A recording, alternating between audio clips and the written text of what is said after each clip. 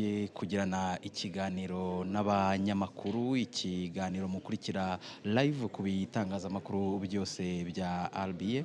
Ngewe ndi Divin Wayo ariko ndi kumwe na mugenzi wanjye Isabelle Masozera uza gufasha abadukurikiye mu rurimi rw'icyongereza. Hi Isabelle. Hello Divin, how are you? Doing fantastic. Are you ready? Yeah, so ready. What can you tell our viewers? All right, we are live at Virage Rugwiro. We are about to kick off with the press conference that is being held here, hosted by President Paul Kagame. It is being attended by the media community from here in Rwanda, from the continent and beyond. A good representation here today. In the past, we've seen a cross-section of different topics from what's happening within the country and beyond. We've also seen the president asking for focus on matters that affect Rwandans directly. So we're excited to see what is going to be taking place here, and we'll definitely keep you updated. Nibyo Isabelle, abakurikiye televiziyo Rwanda rero nkuko twabibabwiraga mukuru w'igihugu agiye kugirana ikiganiro n'abanyamakuru. Abanyamakuru barimo abibitangazamakuru bikorera hano mu Rwanda, ibyandika ibyo kuri murandasi, amaradiyo n'amateleviziyo atandukanye, ariko kandi hari n'abanyamakuru bo mu bihugu byo mu karere. Hano nahoze Isabelle mbona abanyamakuru mu gihugu cya Uganda, nahoze mbona abanyamakuru bo mu gihugu cya Kenya. Thank you for making the time. We have here members of the media from the local press, international correspondents, as well as members of the press from across the continent. We will also be taking questions from members of the press not located here who have sent in their questions. With your permission, we will go straight to questions. We remind members of the press, when you're asking a question, please introduce yourself as well as your media house and keep it to one question. The first question will go to Kagame.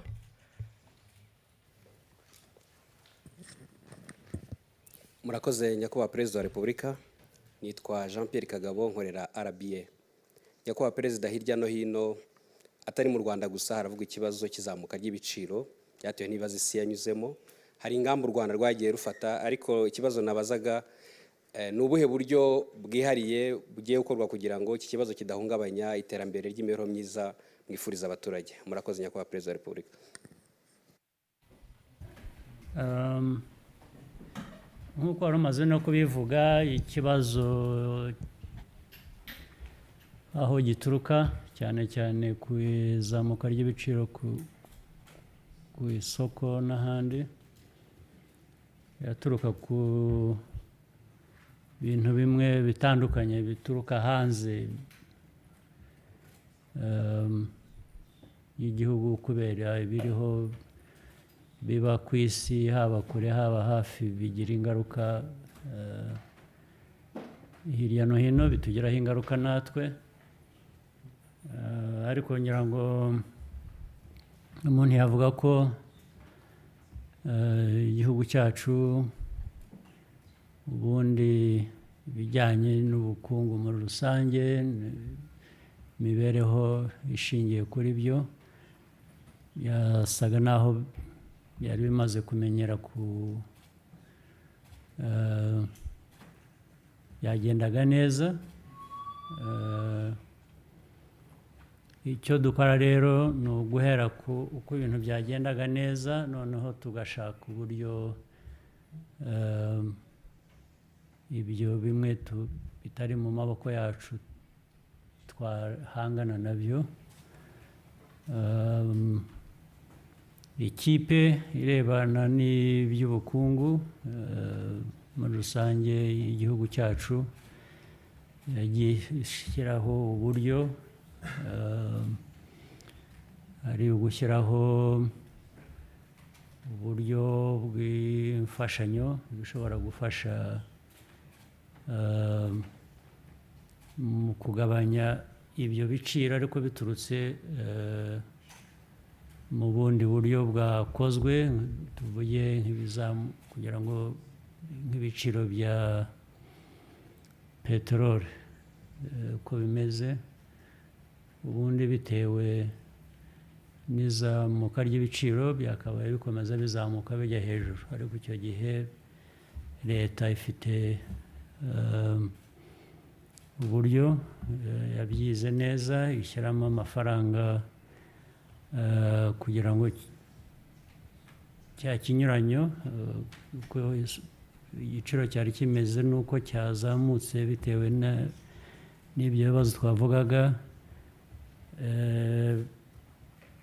gishobore kutabaho bitewe n'icyo leta yashyize muri sisitemu ubwayo. Urebye rero nka subsidies zigenda zikorwa ziba zigamije kugira ngo byunganire igihugu, byunganire abaturage kuri ibyo byo gutuma ibiciro bitakomeza kuzamuka. N'ubundi buryo rero na Central Bank ubwayo, banki nkuru y'igihugu nayo ifite uko ikora imibare yayo ku kiguzi cy'amafaranga, niba ariko nabyita, bifite nabyo uko byigwa bigakorwa kugira ngo ibiciro bidakomeza kuzamuka, ndetse bishobora no kongera kumanuka. Nanone bitwara igihe, ntabwo bibaho uyu munsi, umunsi umwe gusa uko byakozwe. Ndibwira rero ko ibintu biza gusubira mu buryo ariko bitwara igihe. Thank you, sir. Next question from Zimbabwe.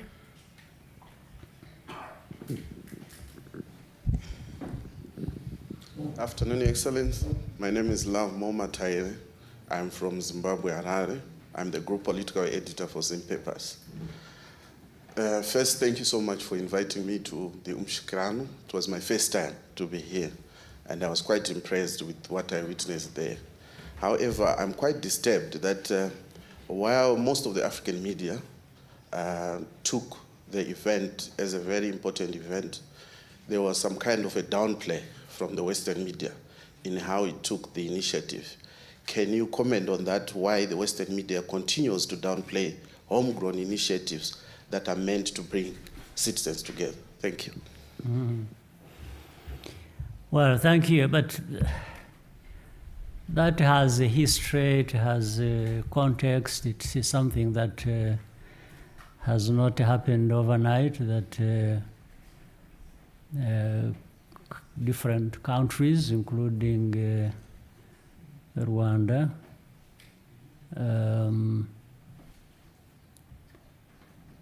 get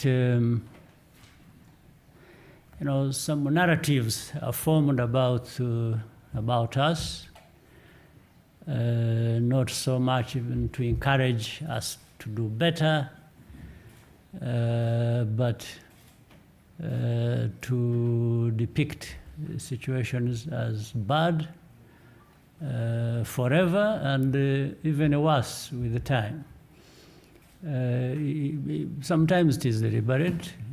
Again, I said it has a context, has a history, why the West is supposed to determine everything according to them that happens in Africa. They are supposed to decide for people how they should be defined, what they should be doing, how they should not, or what they should not be doing. There is this, I don't know, maybe prejudice. I don't understand the rationale of it. I cannot understand why people do it. It's a tool of control. It's a tool of to avoid,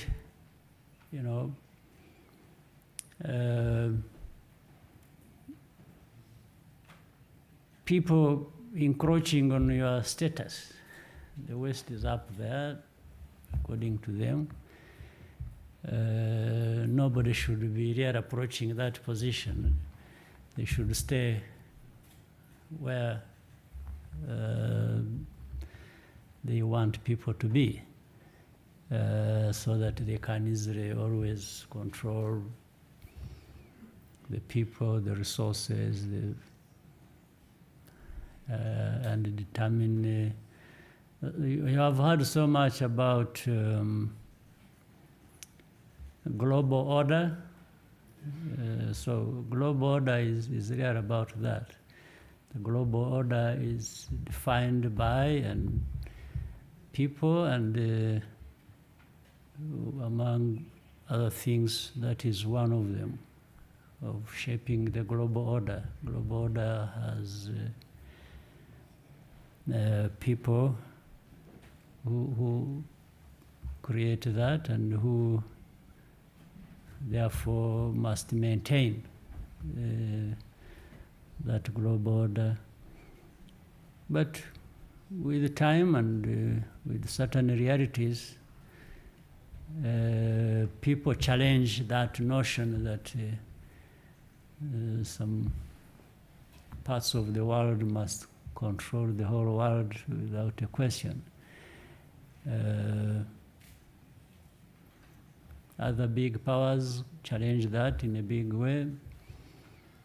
Small ones also have their way of challenging that, especially departing from trying to define ourselves, not so much being defined by others. So with the Mushikiraniro, we do it not to impress anyone, first of all. Like other initiatives, we have done that, we've thought about doing that, because we think it will improve us, whether politically, economically, socially. It's something that improves society, as far as we are concerned. I mean, people having these political innovations and allowing ideas to float or to be challenged, but ultimately coming out with something that works for people shouldn't be a bad thing in any way, in my view. It helps make you who you want to be, or improving who you are, instead of going the route of following the dictates of other people. We would rather follow where your heart and mind should be taking you. This is something we've lived, we know it, we know what challenges are in even dealing with that. It constitutes a lot of challenges, inevitably. But you stay the course.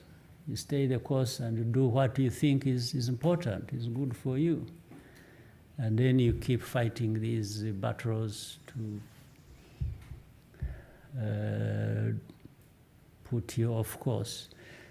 So that Mushikiraniro you are talking about, and as you saw, the people there, the young, the old, from different walks of life, people with different backgrounds, I think really constitutes a very significant sample of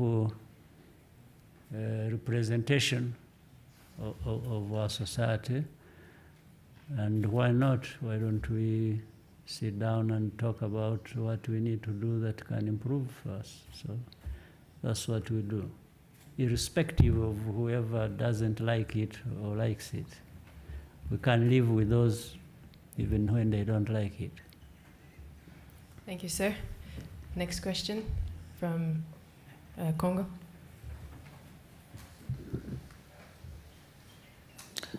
Chanel Mourangon, Télé Congo, Congo Brazzaville. Just a moment, maybe I need to use the translation. Mm-hmm.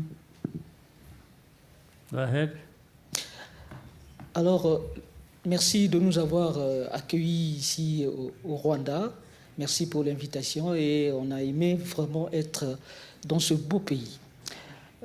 Ma première question concerne la visite du président Macron en Afrique, qui a entamé une visite où il va séjourner à Brazzaville, Rwanda et Kinshasa, sûrement avec le président Sassou, avec le président Tshisekedi, le président Lorenzo. Ils vont aborder la question sur la crise entre le Rwanda et la RDC.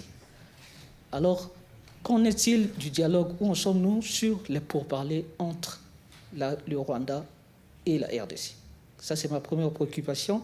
La deuxième, c'est sur la coopération entre le Congo et le Rwanda. Comment se porte cette coopération? Est-ce que vous envisagez d'aller un peu plus loin que ce que les commissions mixtes ont déjà arrêté comme accord? Merci.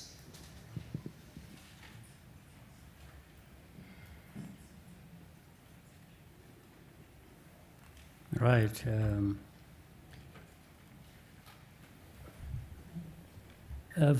First of all, I think the President of France, President Macron, who will be in the region,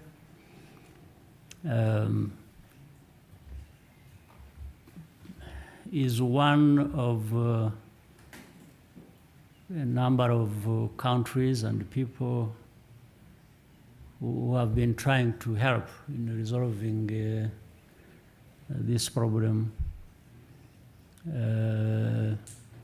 in our region. People talk about Eastern Congo. Eastern Congo is not a country on its own. It's actually Congo. I think there's nothing like, in my view, there's nothing like Eastern Congo problem. Maybe you want to be specific in a narrow sense about where, but it is actually Congo's problem. It's also a regional problem, meaning it affects even neighbors. I can't say how we are affected. Let's say if we are referring to Rwanda, you wouldn't say northern Rwanda problem, because northern Rwanda is neighboring with eastern Congo, and the spillovers of problems mainly come to the north of our country. That doesn't make it a northern Rwanda problem. No, it makes Rwanda's problem. So I want us to understand that Eastern Congo problem is Congo's problem. It should stop being Eastern Congo problem, Eastern Congo problem. No, it's the Congo's problem. That's one. Number two, again, this problem has a very long history in terms of the cause of that. But it also has a long history of how it has been mismanaged from the beginning. That's why it is there for the last 20-something years. And if you look at the attention that has been paid to this so-called Eastern Congo problem, it's so much so that one would think we should have got a solution to this problem. So it's been there for long. It has been mismanaged for very long. And I think it has a relationship also with the first thing I corrected, that it can't just keep being seen as Eastern Congo problem. It's a Congo problem, only based, this particular one, based in Eastern Congo. So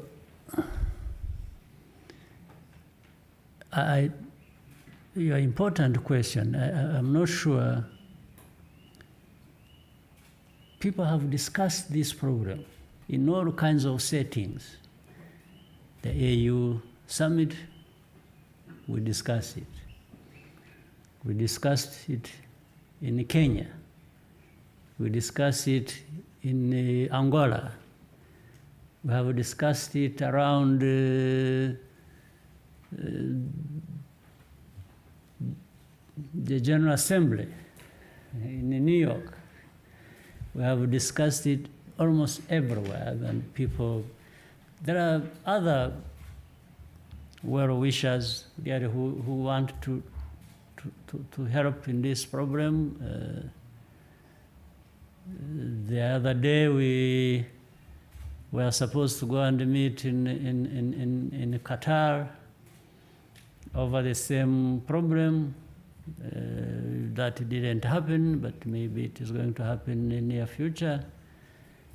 So everywhere we are talking about this problem. So the importance of your question, therefore, lies in this fact that how can any problem, but particularly this one, continue to be discussed, just discussed, and keep people taking. We have communiques, we have all kinds of statements, but that's why it has stayed for all these years. Then on top of that, we remember the background. We have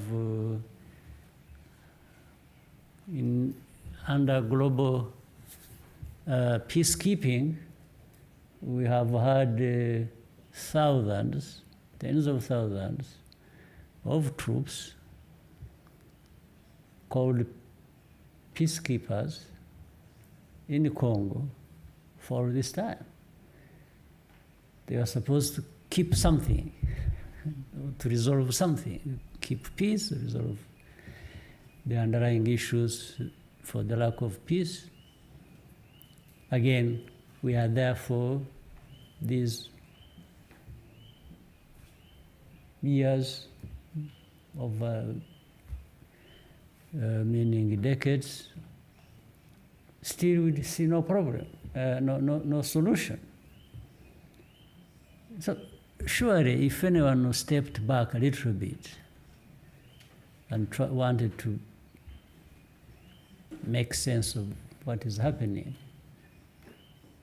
somebody should realize that something is terribly wrong. And we might be addressing the wrong problem, or we are providing the wrong solution to the problem we know. Otherwise, there is no other explanation how things can continue like this forever. Now, people who want shortcuts, but even then, shortcut is supposed to reduce the time you address something. But people who want shortcuts blame it all on Rwanda. This is now the easiest, but even then, I have not found how it becomes a shortcut, because we are still there with the problem. Maybe if we had blamed Rwanda, as even if wrongly, and got a solution, okay, we can live with that. We can say, okay, Rwanda was blamed for a problem that is not theirs, and they incurred so much in terms of cost and this and that. But at least we found a solution. So, but now it has only turned out to be an additional problem, for which you're not going to find a solution. As if the first problem is not bad enough, we add another problem, which is blaming it all on the wrong party altogether. So, is it just a matter of meetings that even if it were for that, we have not had a few meetings? Is it we've run short of people to blame, I don't think that is even giving us a solution. So I think people need to come back to our senses and see how, because I try to summarize what I think is the origin of why we keep going back and forth and not finding. I should say it originates with the history between our two countries, Rwanda and DRC. We shared the colonial history because we were all governed by Belgians at that time, DRC, Rwanda, and Burundi. Then whatever happened, in fact, we find, like it has happened in many other countries. I've been raising this question, if there is any country in Africa that does not have people on one side of the border similar or related to people on the other side of the border of the country that are neighboring each other. I don't think there is any.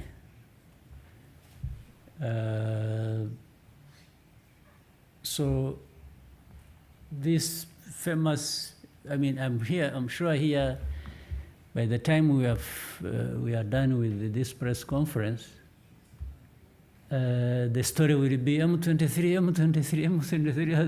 has become something like a scarecrow.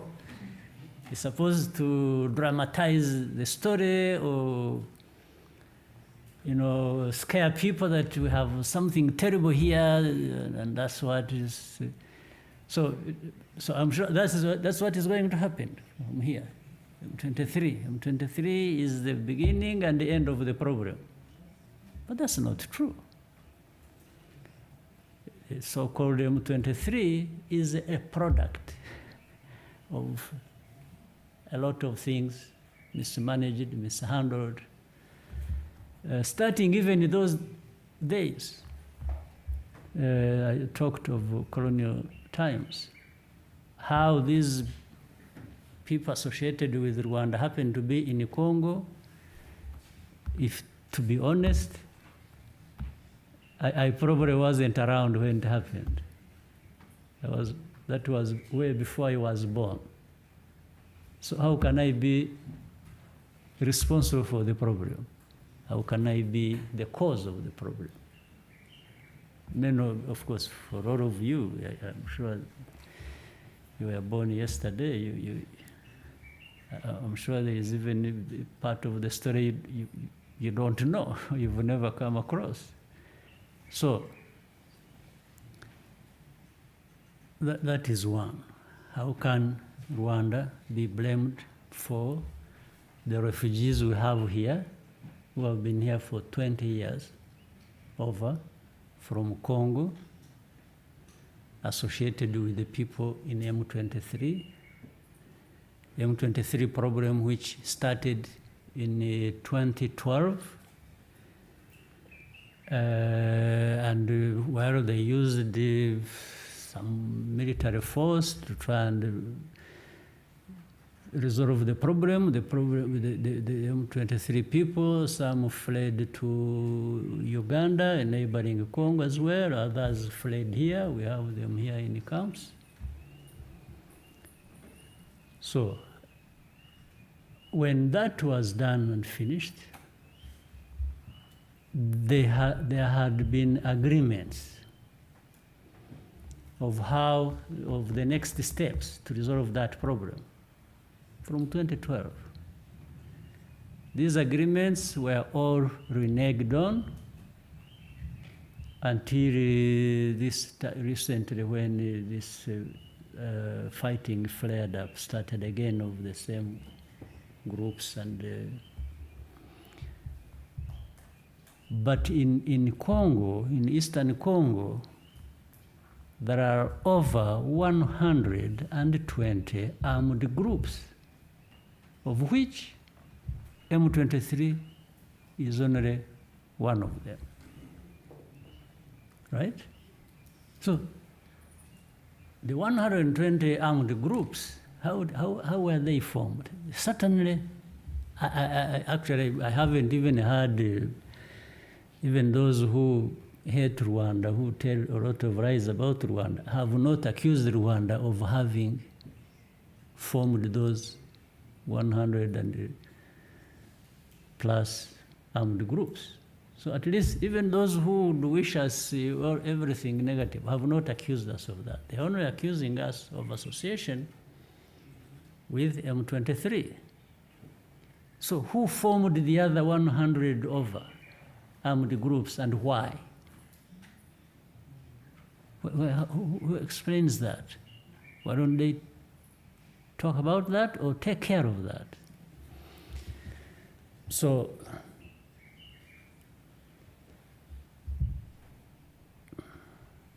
I would suggest to people that they simply need to look at what needs to be looked at. The root causes of what we are having to deal with. The root causes are clear. I've told you in that history. Even agreements were reached of how to resolve that from 2012. How could they not have been implemented, those agreements? It can't be because of Rwanda. Even if I bring you to the recent events, this fighting that it started a couple of years ago was not started by Rwanda by any means or by anybody. Try to look at, just follow the history of how this recent fighting started. It had no involvement of Rwanda at all. Only that maybe the ones who started it or who wanted it to be there designed it in such a way that they would then blame it on Rwanda. And it's simple how to do that. You just have to distort the history. Because they are saying, no, these are people from Rwanda. These are Rwandans, meaning the M23 and the people we have here as refugees who have been here for over 20 years are all called Rwandans. So they are from Rwanda. So it's like they are sending them back to where they came from the beginning. This is really the story. The story is all of these Rwandans in Congo, it doesn't matter how they went there, they should go back to Rwanda. But what is even more interesting is that while you are sending away these Rwandans and saying they should go to Rwanda, back to Rwanda, it doesn't matter how they got here, these same people are retaining other Rwandans who are FDLR. You have heard of that? So FDLR is actually welcome in the Eastern Congo. But the rest should go back to Rwanda. So that again tells the story. But the way they retain FDLR, the reason they do that is because they think they can build around it for so long. They have been trying to do that. A force that would come and destabilize Rwanda, and I think the president of Congo at one point, it must have escaped from his thoughts. Remember when he said he's going to bring regime change in Rwanda. Of course, I didn't take that seriously. I thought it was a joke.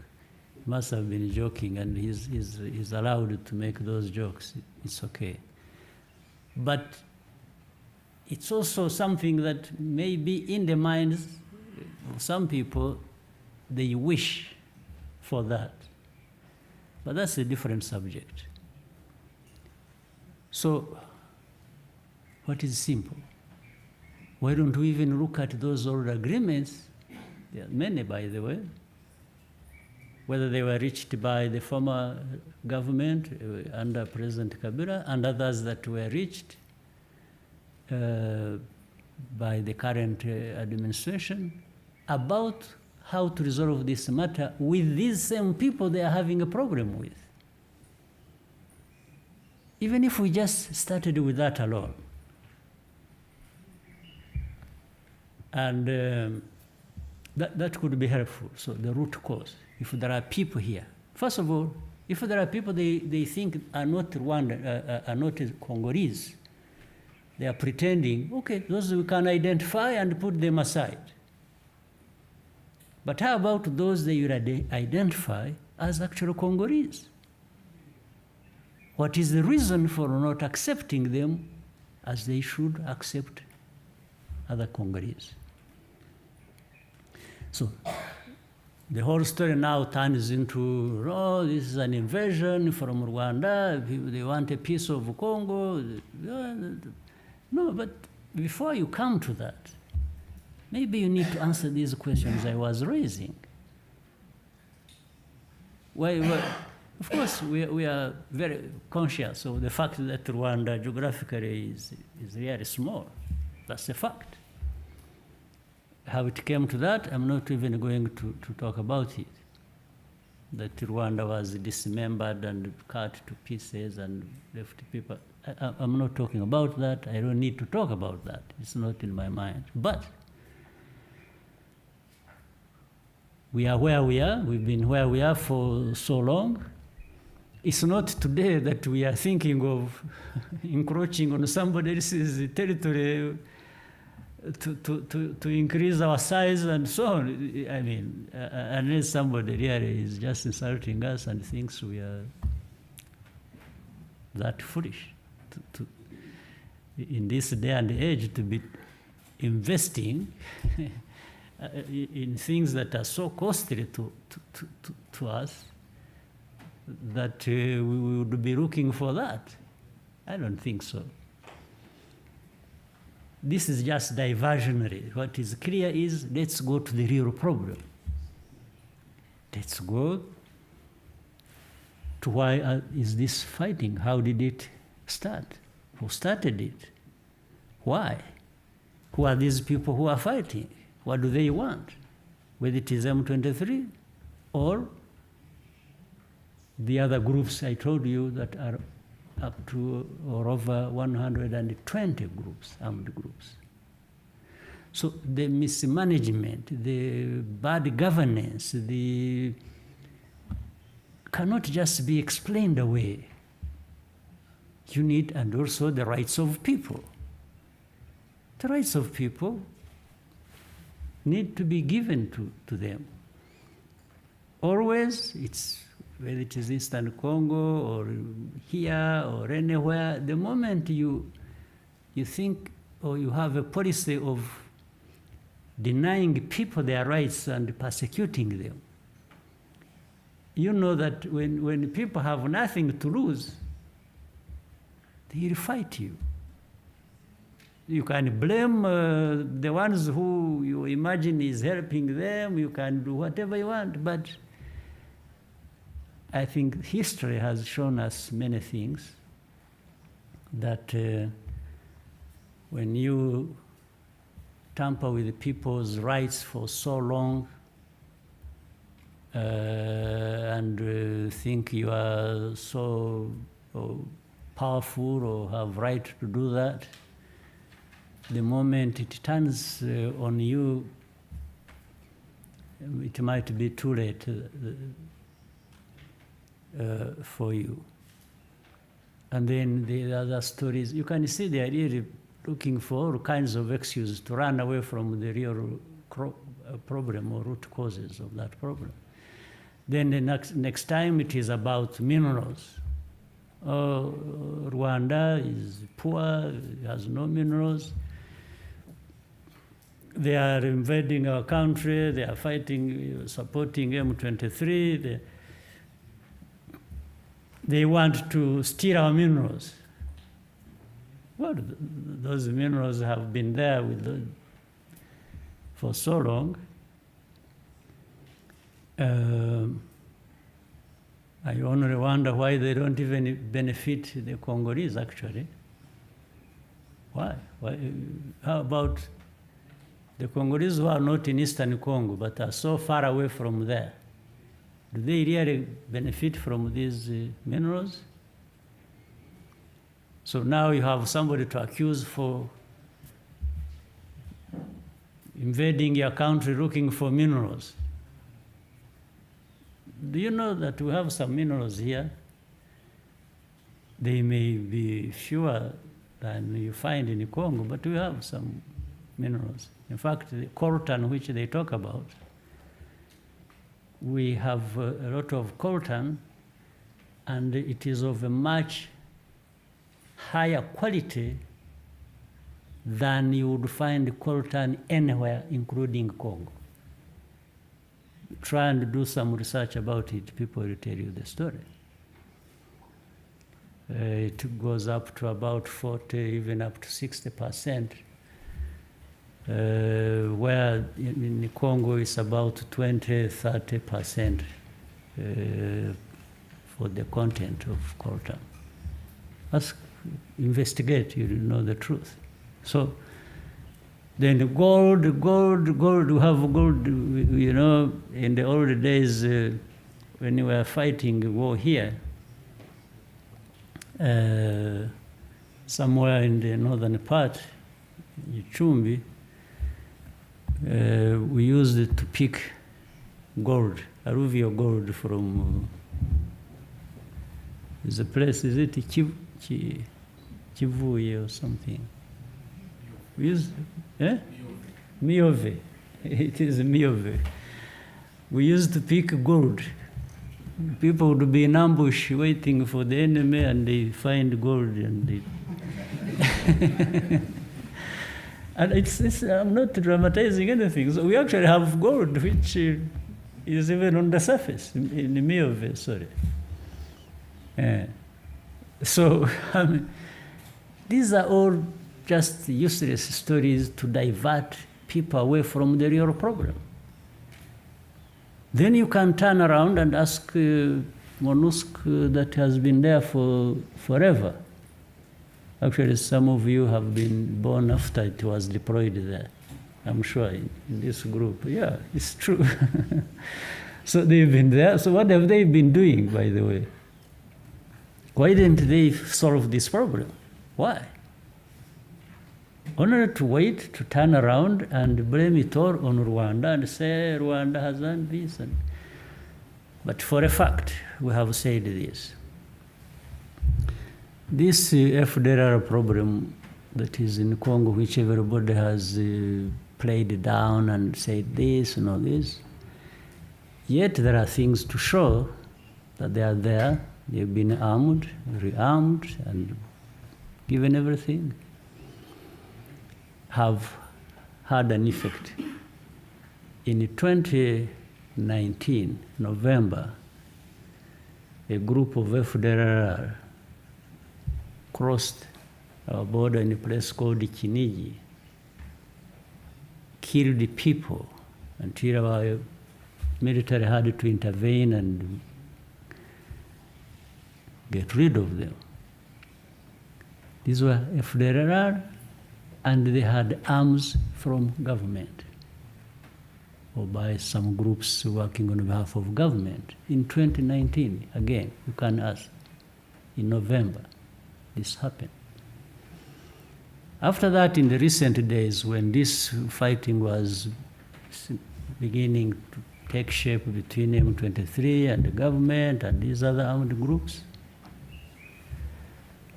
FDLR, having been rearmed again, integrated with FARDC, with full knowledge and authority of government and government institutions, whether it was the commanders of FARDC or governors of the provinces or everybody, they knew about it. They attacked again the northern part. They were bombing our territory from Eastern Congo into Rwanda. Again, there is no confusion about this information. It is available to everybody. There are victims. There are things like that. We have communicated directly with the government of Congo. I did communicate directly with the president of Congo on these issues when they were happening. And so this has resulted into, we have had to deploy, we have massively, we have even increased deployment along our border.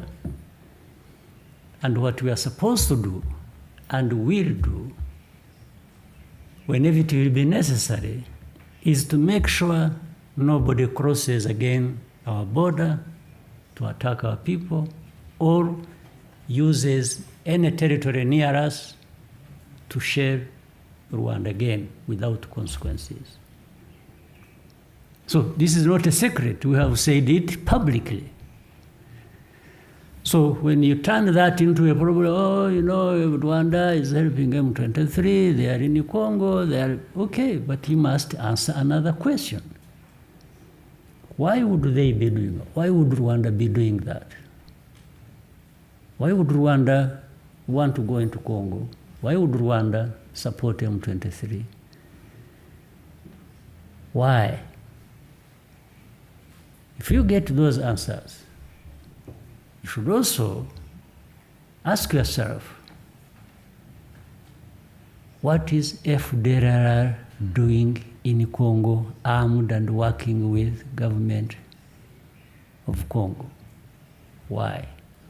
Why are they there? What are they to do? The third issue is, what should Rwanda do? Have FDLR armed once in a while, crossing the border, killing our people, and we should just keep quiet? This is another question that must be answered. The other question is, what has been the presence of MONUSCO and other groups that have gone into Congo to help Congo to pacify this region? What have they been doing all these years? What have they been doing? Associated with FDLR? Or maybe part of the rearming FDLR? Somebody must answer that question. Finally, I want to say this. Just end on what I asked from the beginning.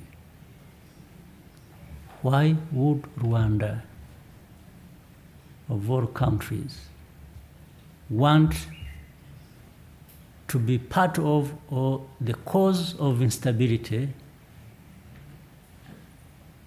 in the neighborhood? Why? What would we gain from that? What can anyone gain from having stability next door?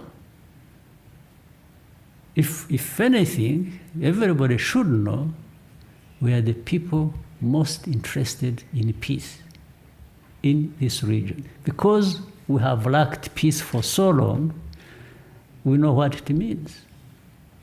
We know the cost of it. And why would we be building our country the way you can see with your own eyes, and then have instability to come and destroy it? What kind of people would Rwandans be? So these are,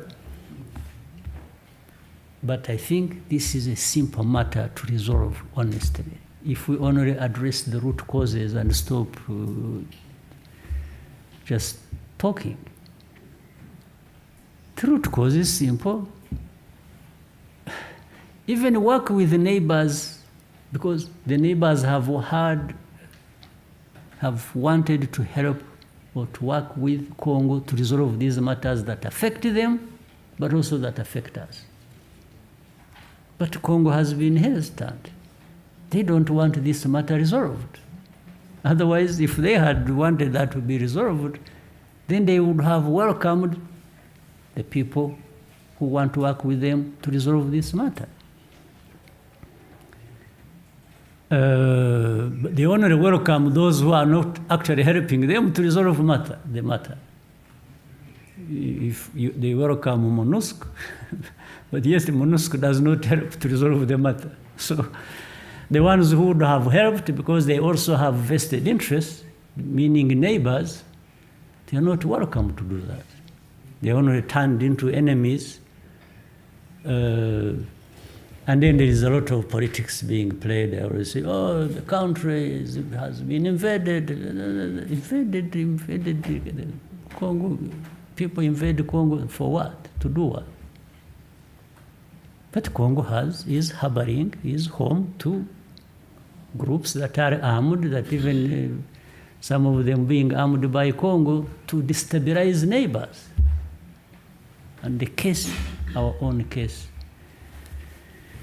is a good example.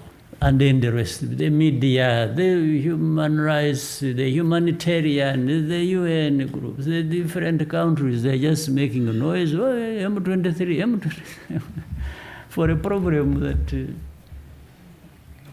has those dimensions I've been explaining to you. People are just making a joke of everything and of lives of people, millions of lives of people. So why are these refugees we are having in Rwanda there for over 20 years? Why don't they find a home? The first threat against their lives is their own government, is their own neighbors or people who they are supposed to be living side by side. So I've taken long because to explain your point, I thought to. Because people treat this matter as something they just want, they hope one day they can wish away, or they can use it to wish away other facts and factors around this problem. No, you cannot solve a problem by just wanting to wish it away. That's what has happened, and that's why we are with it for over 2 decades. It's as simple as that. So can we, people, human beings, whether the actors really in the field or those who want to help, and then all of you, the media, can you even find a way you can be helpful also? Instead of just singing some nonsense. All right? I hope, sorry for giving you more than you asked for, but... Thank you, sir. There's a second question, sir, that he would like you to answer about the relationship between the Republic of Congo and Rwanda. Sorry? The second question here asked about the bilateral relationship between the Republic of Congo and Rwanda. It has been affected by this. Inevitably, it can't be good when we are having this... Sorry, the Republic of... Huh? The Republic of Congo. Which Congo? A relationship. Why does the relationship come into this? Anyway, we have a very good relationship with with the Congo. When you talked about Congo, I thought it is the usual thing that... but for the Congo, the Republic of Congo, we have a very good relationship. There are no issues. We've been having bilateral agreements, we have MOUs, some of things, the memorandums of understanding, some of the things are being implemented already. Everything is good. Thank you, sir. Next question from Kagire. So actually I was answering about Eastern Congo when they asked me about... No, sir, he asked about Eastern Congo and then He did ask about that? Yes, he's from Republic of Congo. Okay. Thank you, Excellency. My name is Edmund Kajiri. I work for Kigali Today. I'm sorry for taking you back to the usual thing. Your Excellency, in whose interests is it to hold Rwanda responsible for the problems of Congo? And what about the claim that FDLR is a defunct group? Some people say it is done, it is finished. It is used as an excuse for Rwanda's interest in DRC. And why are those supporting FDLR not held accountable by the international community? Thank you. Well, those who are saying that FDLR is just an excuse, and I think the burden of proof is on them, not me. For me, I have proved, I have said they are there. And I have given example of how they have attacked Chiniji. You know that story. So I'm not creating it, you know it. I'm talking about, and there are names known of commanders, of people who actually were here and committed genocide, a number of them. The names are known by the UN. We have given these names, the commanders, they're in the field. So for me, I have given what I know. Those who are saying that's not true, it's up to them to now give the proof. For me, I have given the proof of what I'm saying. Those should give their own proof of what they are saying. I cannot be put to task to give proof of what they are saying. That is not true. So it doesn't make sense. Why? Again, they would be, for failure to resolve their problems, the excuse is somebody else. It's common. You can blame somebody else for your problems when you are even the cause or should be addressing them yourself. Then you want to attribute the cause of the problem to somebody else. You are running away from your own problems. I can't, again, be responsible for that. They are human beings. We are in different ways. Some of them are like that. And then who? I mean, you see it. It's always in the papers. People. And why FDLR would be preserved?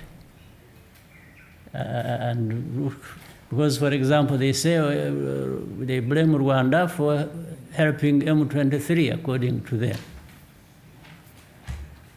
If anyone wanted to be fair, having associated me with M23, it doesn't matter whether how wrong you are or how right you are.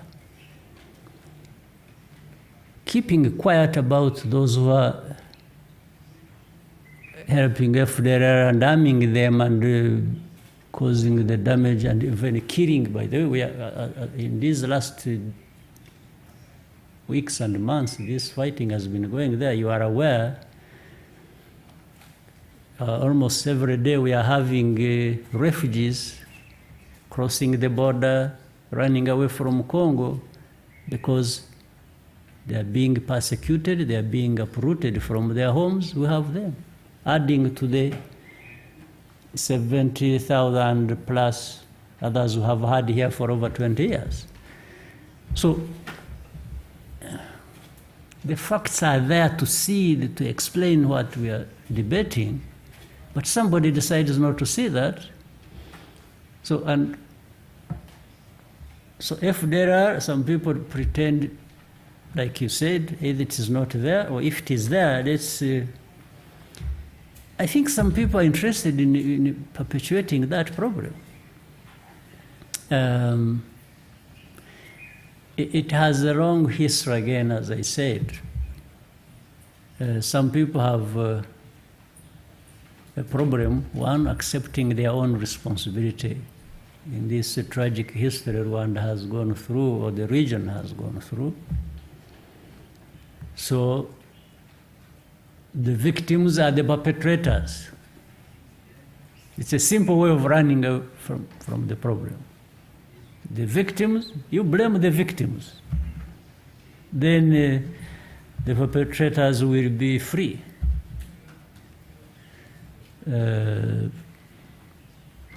Otherwise, and it is surprising, some of those people are people who have been associated with that ugly history of ours, but because of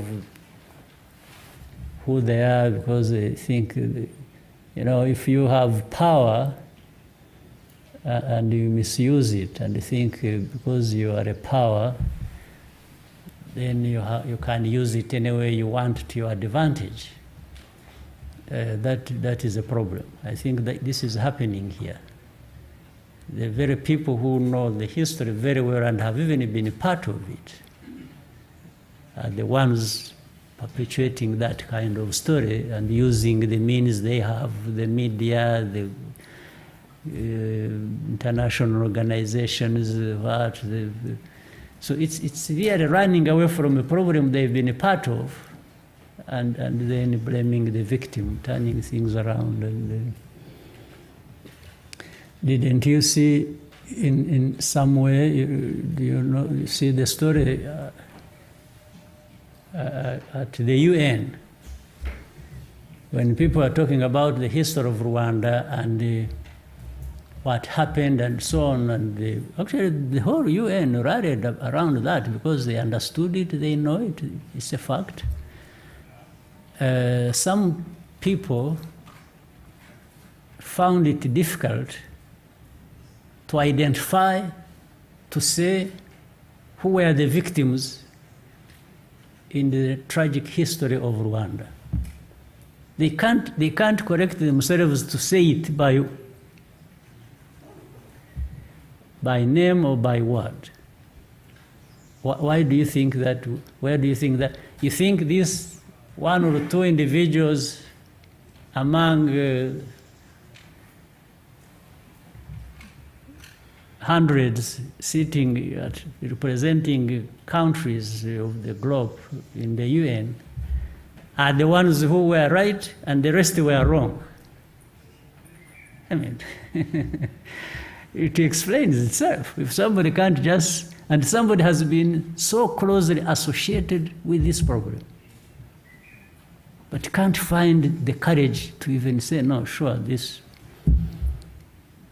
And he said, no, these are not the ones who were targeted.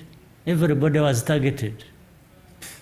That's true. Everybody was targeted in one form or another, but we are talking about a specific thing. And if you have a problem with that, then it tells the story of what you are to many problems in this world.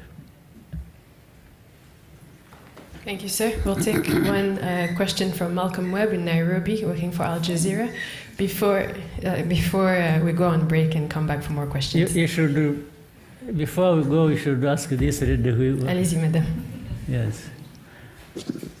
Okay. So the one you had given, and then in addition, so I already have two instead of one. Go ahead. Bonsoir à tout le monde. Je m'appelle Monique Naoussi. Je viens du Cameroun. Je suis journaliste à la chaîne de télévision Canal 2 International. Excellence, je voudrais avant tout rendre hommage au leadership que vous incarnez et qui rend fier le peuple africain. Ma question sera en droite ligne avec l'actualité brûlante dans mon pays. Il y a quelques jours, une commission mémorielle a été mise sur pied pour éclairer le rôle qu'a joué la France dans les assassinats des nationalistes camerounais et la guerre pré-indépendance. Le débat qui a cours en ce moment dans mon pays porte sur le choix qu'a fait le président français sur celui qui doit conduire les travaux. Excellence, j'aimerais que vous partagiez avec les 30 millions de Camerounais votre expérience sur le même sujet. Je parle davantage de la période post-génocide, le process de la commission mémorielle. Comment vous avez procédé? Quel est le profil des acteurs qui ont été déployés pour éclairer l'histoire, davantage le rôle de la France dans cette histoire innommable, inqualifiable qu'a connu votre cher pays, et l'état actuel des relations entre le Rwanda et la France? Ça, c'est la première question. La deuxième question porte sur le leadership des présidents africains pour tirer leur peuple du sous-développement. Quel doit être, selon vous, leur mindset? Je vous ai écouté lors du dialogue national au Moshikirano. Vous demandiez de travailler davantage pour être davantage traités comme des humains. Quel devrait être le profil, le comportement, le mindset des dirigeants africains pour que l'Afrique ne soit plus où elle est et que les dirigeants africains puissent discuter d'égal à égal en toute respectabilité avec les autres leaders du monde? Je vous remercie.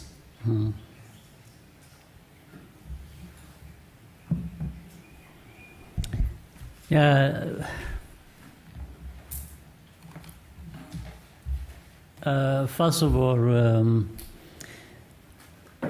it's important that people, any people, anywhere, faced with a problem,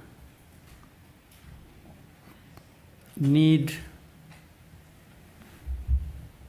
to, before they go anywhere, to blame anybody else who might be responsible for, they first need to be convince themselves that they have a problem to deal with, it's theirs, they need to deal with it the best way they can, and that actually they have it within themselves to be able to confront any challenge, even if not in its entirety, but a big part of it they can confront and overcome. That's the starting point. So whether it is Cameroon or Rwanda or any other African country or any country anywhere. So then the next step is, how do you go about it?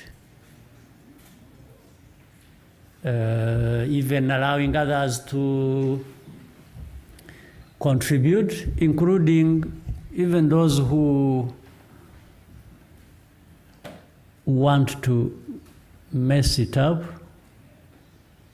but then those you have to be prepared to confront them, because in that confrontation, the truth comes out as well, and you deal with it. So you have to have the courage, you have to have the consciousness that this is your problem. Whether you get people supporting you in it or not, you go to confront it, and you proceed like that. So with what you said you are going through with France and this and that, which we went through ourselves, but over time we made a breakthrough, and we even those we were confronting and challenging each other and more or less fighting, over time we find we reach a certain compromise that can allow us space to move forward together. That's our case, how we have done it. I'm not saying that everyone who has similar problems has to deal with it the way we had dealt with our own situation. But there are always lessons to learn from each other. There are a few things you can learn from different situations and apply them and add your own feelings and actions towards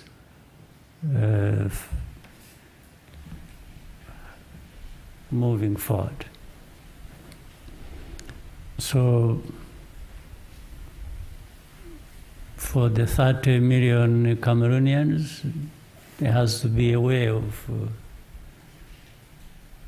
soul searching from within, confront realities as they are. Don't shy away from that. Some of it is costly. Even when you are right, when you stand up and speak at the top of your voice and you are really saying the right things, sometimes it comes with a cost. You may pay for it, but you should be prepared to pay for it. You must make, it's like doing anything, even the simpler things like doing a business. There are risks. You factor in what you are going to do. So this one has even much higher, much bigger risks that you must be prepared to do. So yeah, I'm saying most of this theoretically, but that's what leads to the practice as well. You must understand that from the theoretical standpoint, and then you make choice how you proceed with your journey. So I can't say much about that. We have had our own situation. We can tell people, anyone who wants our situation, how we have overcome it, what we confronted, challenges, people, countries, even powerful countries. We have not always said yes to everything they demand about us. There are certain things we are able to tell anyone, I mean anyone in this world that, well, this is our problem. We are going to deal with it the way we think is right to deal with it, not the way you want me to deal with it. There are those moments. It's not every time. And many times we have done that. We are aware of the consequences. We are aware of the risks. But because of our belief in what is right that we must do for ourselves, we are able to confront what comes with the likely consequences or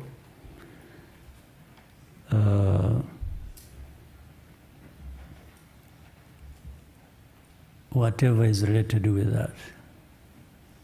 So maybe you, in your country or any other country, it's no different from what you've gone through.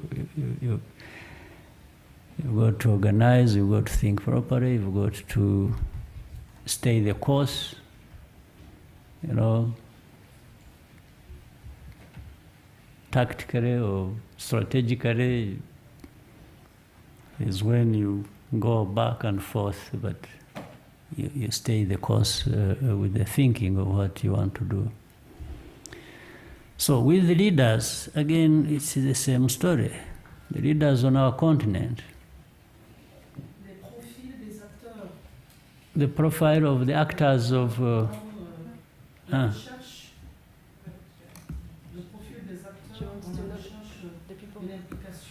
yeah. Yeah, explain. Sure, I think I understood the explain to me properly.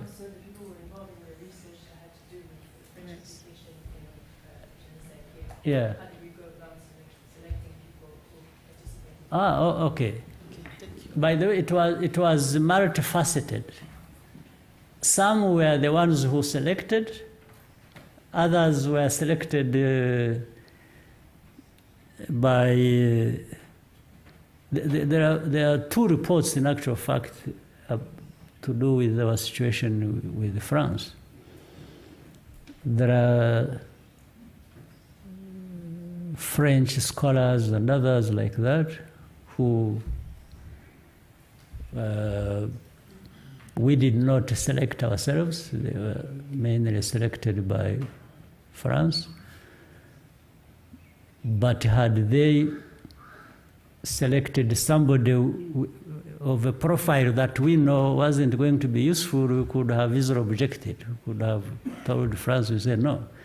If you are looking to have something of meaning that will have good results, you can't put this person. And therefore, from the beginning, we tell them, no, it will be meaningless. We won't go along. You can go write whatever you want. That will be yours, and it has no consequence to us or to our relationship. But because they also selected people who we thought, according to their profile and what we knew about them, there was no problem, we went along. But we had also established our own process. We chose some more international, some renowned people. They were not necessarily Rwandans, but a group that was working with some Rwandans. In fact, it is a renowned American law firm or law, meaning the law entities that we agreed they would represent us. And they did a very, very decent job. In fact, from their work and from the work of the process that was carried out in France, there was a lot of convergence, which proved the work done on both sides was very good. There was huge convergence. There were some disagreements or things that, but they didn't take the precedent. Those could be absorbed in the big picture of what was actually agreed. So the profile, therefore, is of people whom you know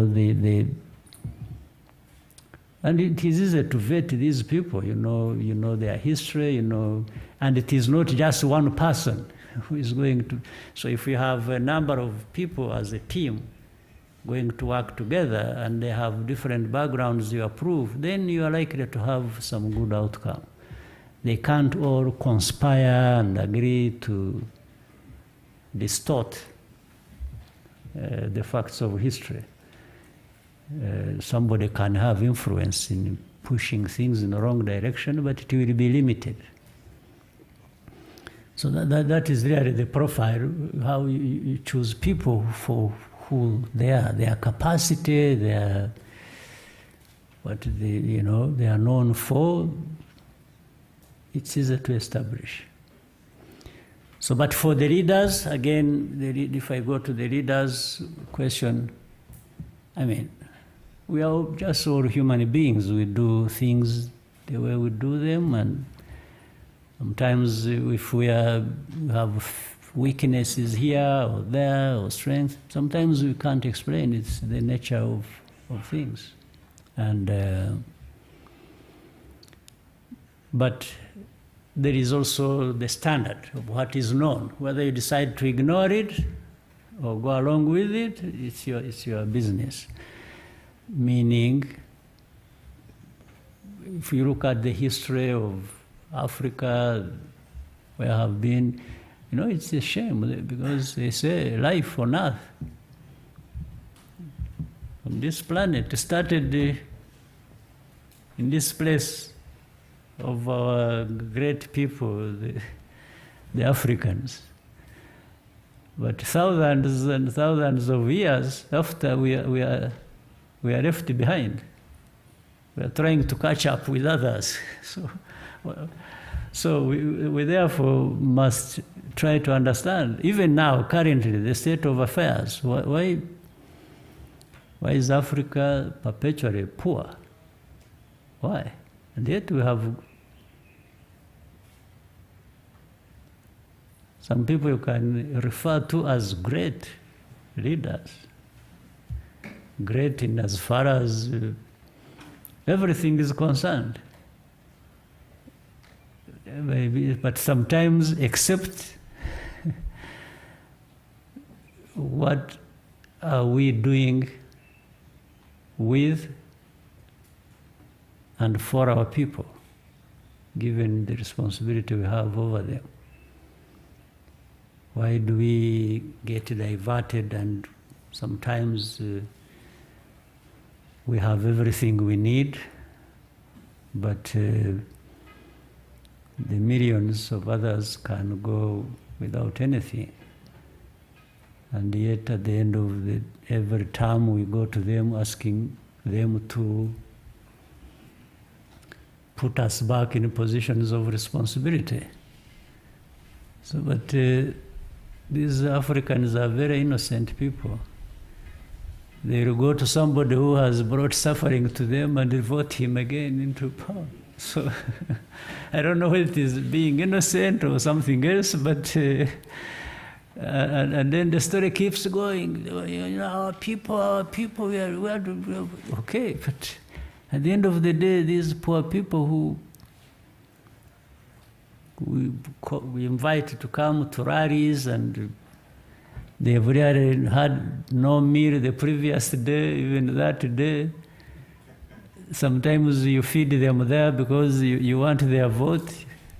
You are able to give them food on the rallies, but that is the last they will see until you come back after so many years looking. But I'm not inventing anything. I'm just talking about what I know there is. So if we knew this reality and wanted to deal with it, I mean, we may not deal with it and get it finished in a short time. But why not be on the journey to dealing with that? So if you are going to travel a long journey, 100 kilometers, you start with 1, you are 2, 3, 10, 20, you are going. You don't just jump from the start to finish. So, but at least you must be seen on the journey that you are going somewhere. You can't keep starting and staying with the starting. You can't. Somebody must see you going to the destination. So that's a problem we have on our continent, unfortunately, referring to the question you asked. And I have nobody else to blame except ourselves, the leaders. You can't really blame anybody else. It's we that must be blamed. As I sit here, you blame me as much as you want. I'll take it calmly and go knowing that, yes, maybe what people are saying is right. So, but there is no other way to go about it. Mm-hmm. Thank you, sir. We'll take one more question before we go on a 15-minute break. The one you had asked, you had already pointed at somebody. Yeah, no, it's not here in the room. He sent a question in from Nairobi. It'll appear on the screen. Okay. The question is from Malcolm Webb of Al Jazeera. He's asking, protesters in DR Congo are demonstrating this week against the visit of French President Emmanuel Macron, who they blame for supporting Rwanda and thus enabling Rwandan meddling in Congo through M23. What is your response to the protesters? And does Macron's visit to DR Congo threaten Rwanda's interest or a special relationship with President Macron?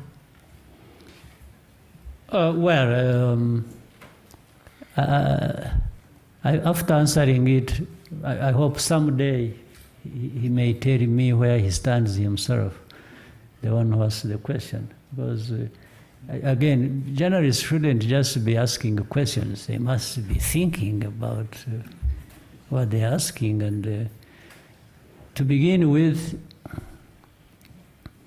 I would tell the protesters that it's unfortunate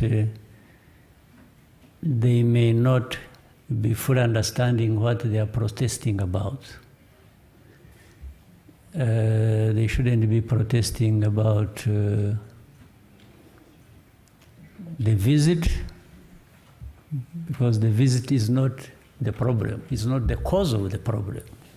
So why would you? And then meddling Rwanda meddling in the Congo is not the problem either. So if you demonstrate about Rwanda meddling in the Congo's affairs, you are still meddling, you are still protesting against a wrong problem. If you are protesting against the M23, you are really not, your protest is a waste of your time and isn't going to address your problem, because it is not the problem. So my response to the protesters, therefore, would be, I would protest against my government, my leaders. Those protesters, if I had a way of talking to them directly, I said, you're protesting for the wrong things.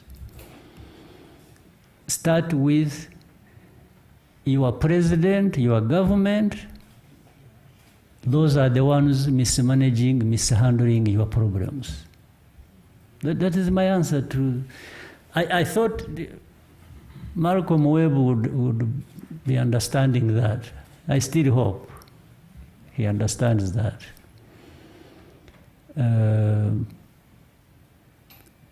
On the Macron's visit to DR Congo, I know I see no threat or any problem at all.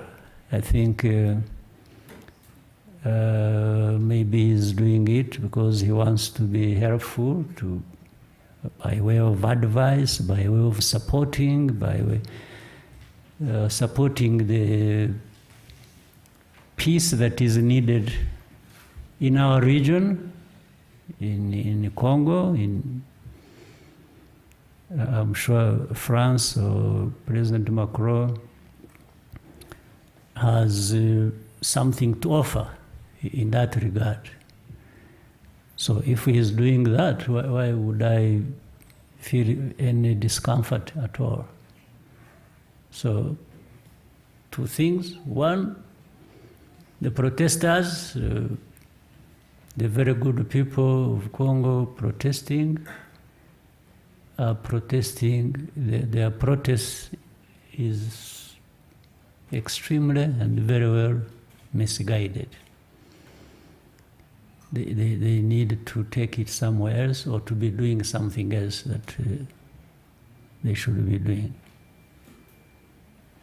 Thank you, sir. We'll take a 15-minute break and resume after that. All right. 15.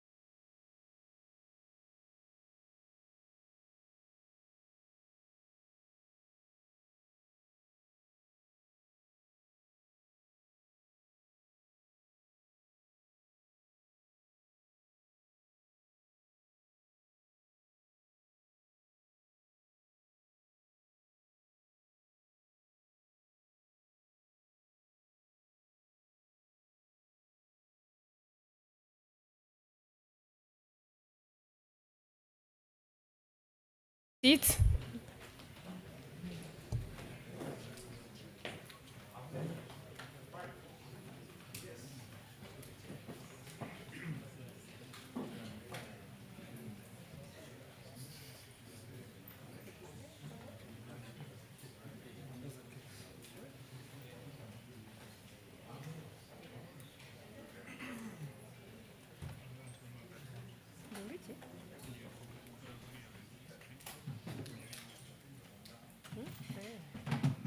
Asubire inyuma.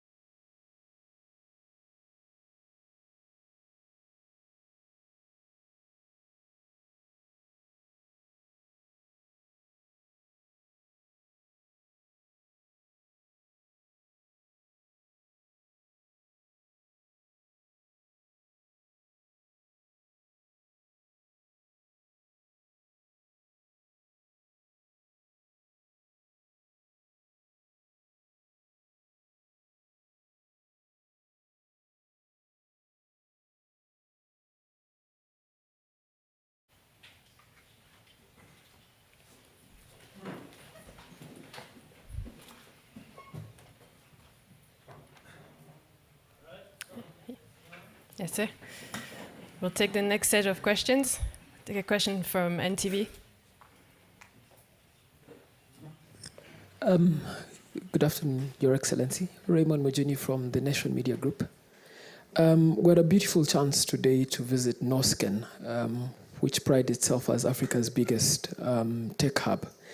And the young people there are making some amazing wealth and solutions for Africa. And besides the internet issue, which you addressed at Umushichirano, the young people there also say a lot of the wealth that they create gets repatriated back into Western capitals through capital flight.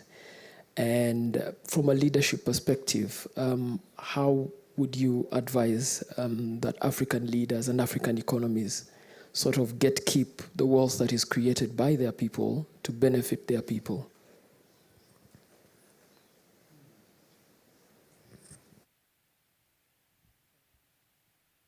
How do they say it happens? What is, because the wealth they create in Rwanda, in Africa, indeed should be, I agree with the assertion that should. It's actually not just meant for one destination. It can be repatriated, can go out of the country, or it should stay here.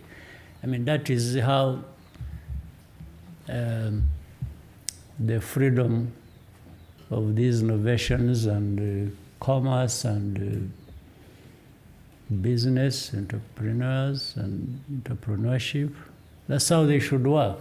It's free. But then, of course, what makes it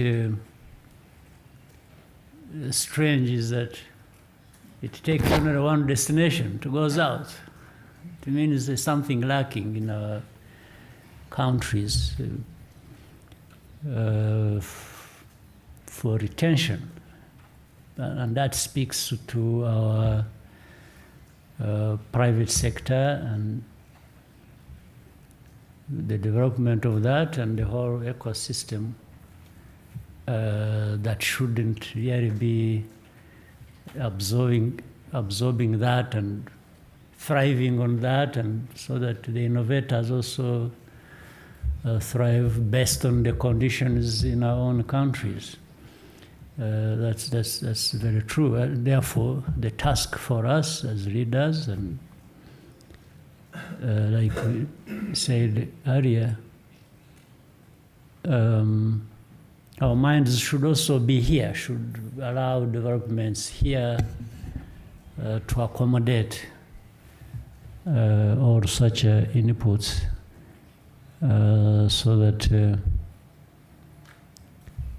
we see that the continent, otherwise it will end up being like the old story. There is so much we produce here, but everything just ends up outside, to the point that it's simple things like coffee. We produce coffee, maybe even add value to some extent, those who have tried, and then it goes, more value is added outside, and then it comes back, we drink that coffee. So why shouldn't we be processing everything here? And then we are consumers of coffee, but we don't stop anybody exporting it to those who need it elsewhere. Using that simple example, really, it speaks volumes in terms of how we don't grow out of this mentality, and we keep talking so much about what we can do, develop, produce here, but we always end up doing it halfway, and it goes so far away, benefits more other people, and comes back for us to end up paying more for what is originating from us.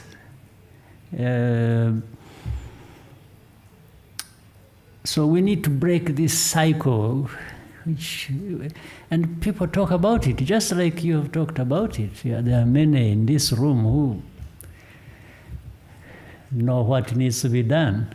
And more importantly, the leaders know what needs to be done. But it keeps happening. And we keep saying what needs to be done, we keep complaining about it, and what links the two is missing. So there's something, I don't know what I can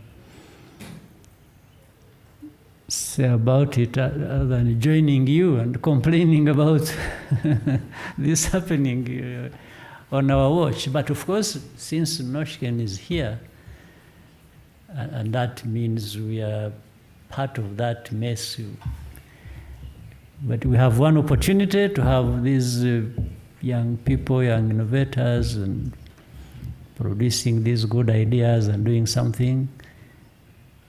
At least Rwanda, we must play our part, making sure. I'm not going to get involved in stopping things going elsewhere.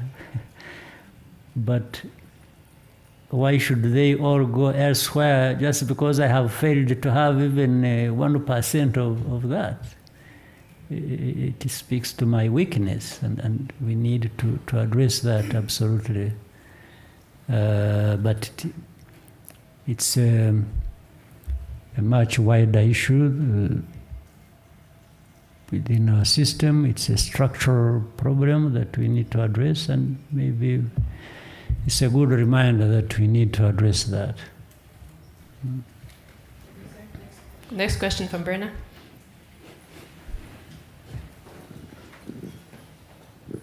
Thank you, Your Excellency. I'm Bana Namata. I represent the East African.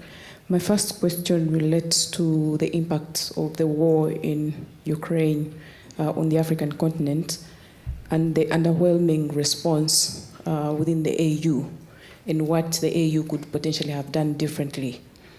Specifically, if you look at what's happening now within the global environment, a lot of resources are being consumed and all the attention and money is about Ukraine. And increasingly we are seeing that even the financing that has been available under global financial institutions may be rechanneled to the reconstruction of Ukraine. Against that background, we look at the AU and wonder its capacity to respond to already what we are seeing on the continent as a result of this war. One, food insecurity, inflation, and then, of course, on the other side, debt. Within the context of the AU, you have led reforms before. Could you speak to that challenge? Because it appears the reforms have stalled since then. My second question relates to Rwanda's upcoming presidential elections next year. The first one was already like 4 questions, I think. Your Excellency, it's just the 5th, I think. Okay, go ahead. Just one final one relating to the presidential elections upcoming next year. Against this challenging global environment and the region, have you prepared someone to take over these challenges next year? Thank you, Your Excellency. Why not prepare myself as well?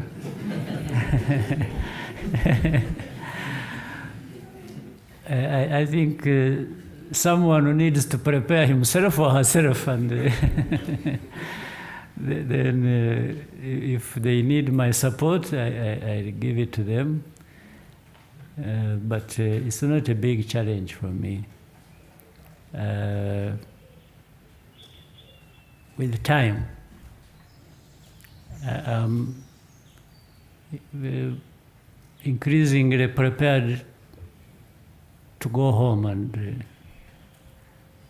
and have some rest. So about what happens next year for elections, I'm not so much worried. I'm at peace with myself. and with everything that will happen in regard to that next year. So that's not really one of the things that take my time.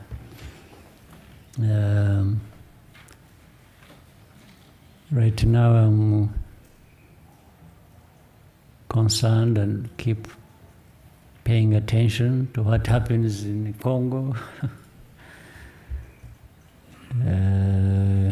Even before I think about Ukraine, I'm starting here around in the neighborhood. In fact, what affects me from Congo is as much as probably what is affecting us from what is happening far away between the warring sides around Ukraine. But to your first point, the Ukraine situation certainly has turned things more or less upside down. There are so many things going wrong.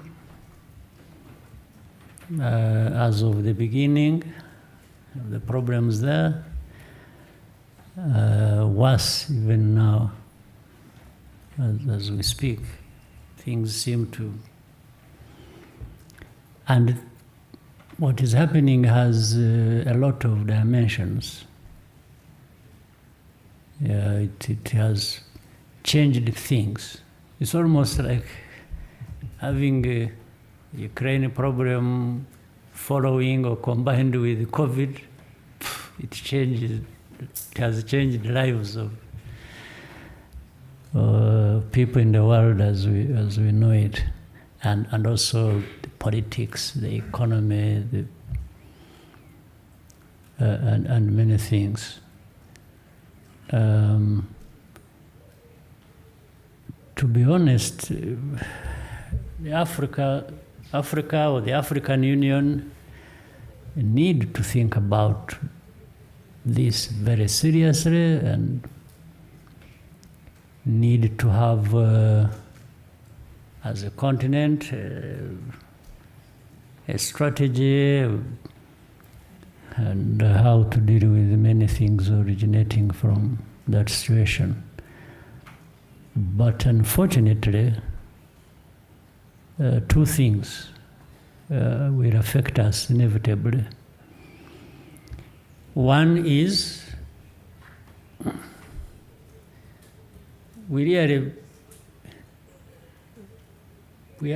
Africa is marginalized. It has no say at all, if I may say, as to what happens in that part of the world. It's the big players who are, it's Russia, it's Europe, it's Ukraine itself, it's the US, it's China. Whatever they are doing, some of which we understand, other things we don't understand. Africa is just there. I don't know how we can reform that. It's very difficult to use any ideas of reform, how Africa, but we are probably going to be hit hardest.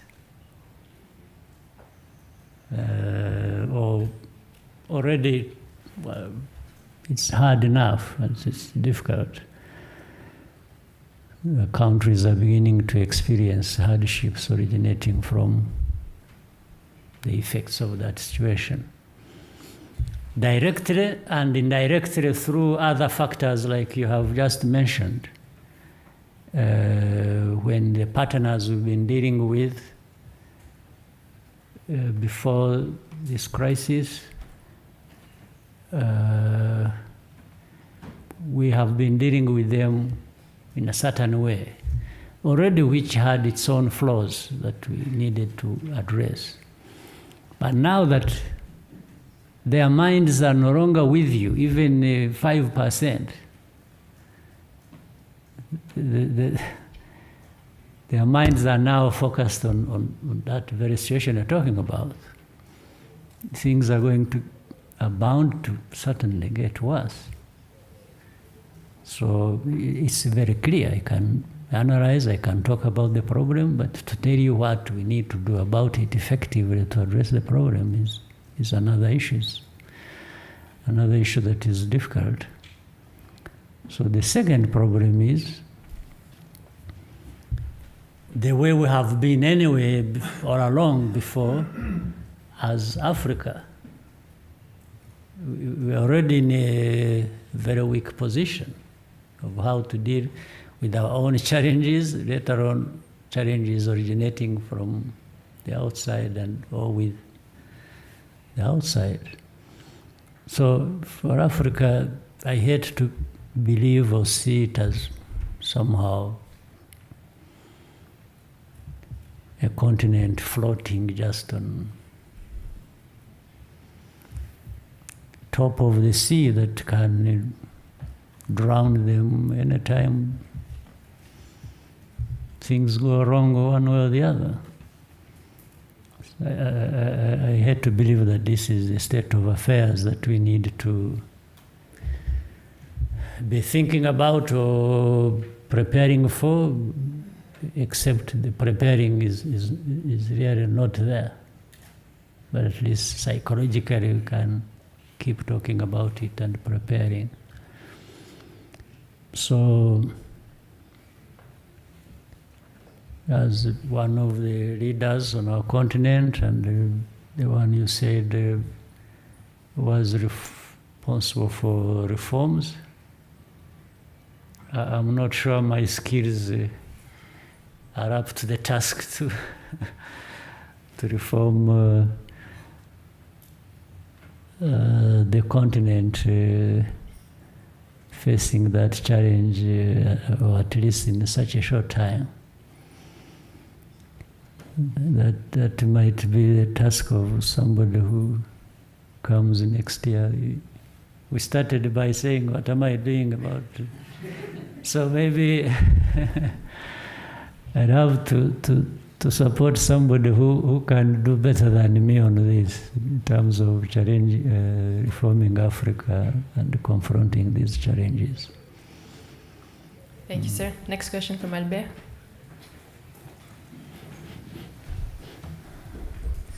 Thank you, Mr. President. Almost on the same topic on Africa.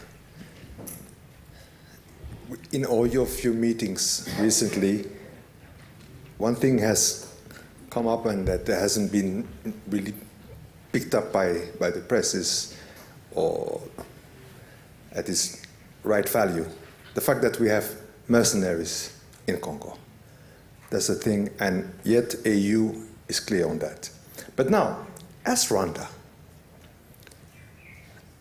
the country with the size that we know, everybody knows the limited means that a country like that has. How do you go into Central Africa Republic, give a hand there, and you go to Mozambique? Maybe if you can share that part. What is the interest? What is and yeah. Sure. I actually could have been in Congo doing this or similar things if the Congolese had wanted. What you're doing in Central Africa? Absolutely, absolutely. Because even more interest in that, because it affects me directly. But we even tried. But the Congolese didn't want. So this is what, again, makes some of the statements or assertions by some people hard to understand. It's as if they see Rwanda as a source of or being a problem to the Congo. Far from that. We have sought to work with the Congo for a long time so that we eliminate these problems. They just refused. So,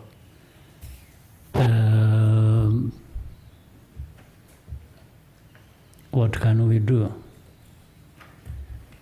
Now, but for Mozambique and the Central African Republic, by African standards,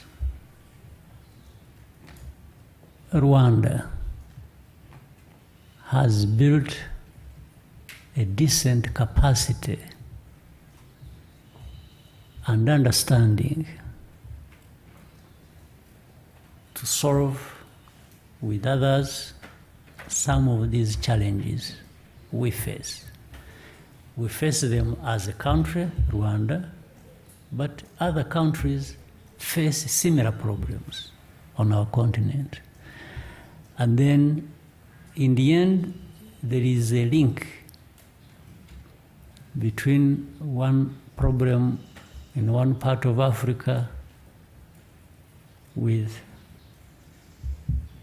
another problem in another part of Africa.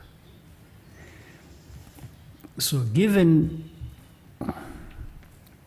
these capacities we have built while we are dealing with our own internal problems, that's how actually we came to that. We came to that on issues of security, peace, and military, police, and all that. We faced so much of these challenges that inevitably we had to invest in building these capacities. Decent. I don't want anybody to exaggerate. We don't have too much of anything, including this capacity. We just have decent capacities to address our problems, but working with others to just increase capacity for them to address their problems. That's how we happen to be in Mozambique. That's how we happen to be in Central African Republic. In Central African Republic, we are there in two forms, actually. One is under the UN, because we were part of the UN mission, a peacekeeping mission in Central African Republic. The other is bilateral. For the UN peacekeeping, when you have sent troops under the UN mission, we have no control over those troops. They do what the UN tells them to do. Yeah, for that moment, in terms of rules of engagement or all kinds of stuff, Rwanda is disconnected. While under the bilateral arrangement with the bilateral partner, we decide what to do, and that's what we do. So we have those. There are things that could not be done under the UN mission in Central African Republic, and the Central African Republic government or leader asked us to help and work together under this bilateral arrangement, and that's what we did. And I think we produced some results to an extent of what because if you remember, there was a time, actually, Bangui, the capital itself, and different other places were threatened by rebel armed groups.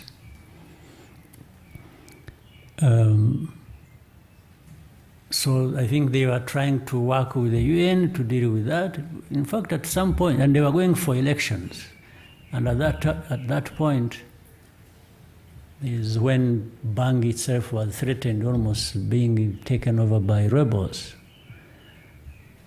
So I think in Central African Republic, realizing that the government, realizing that they weren't being effective with the mission there under the UN, that's how they asked our support.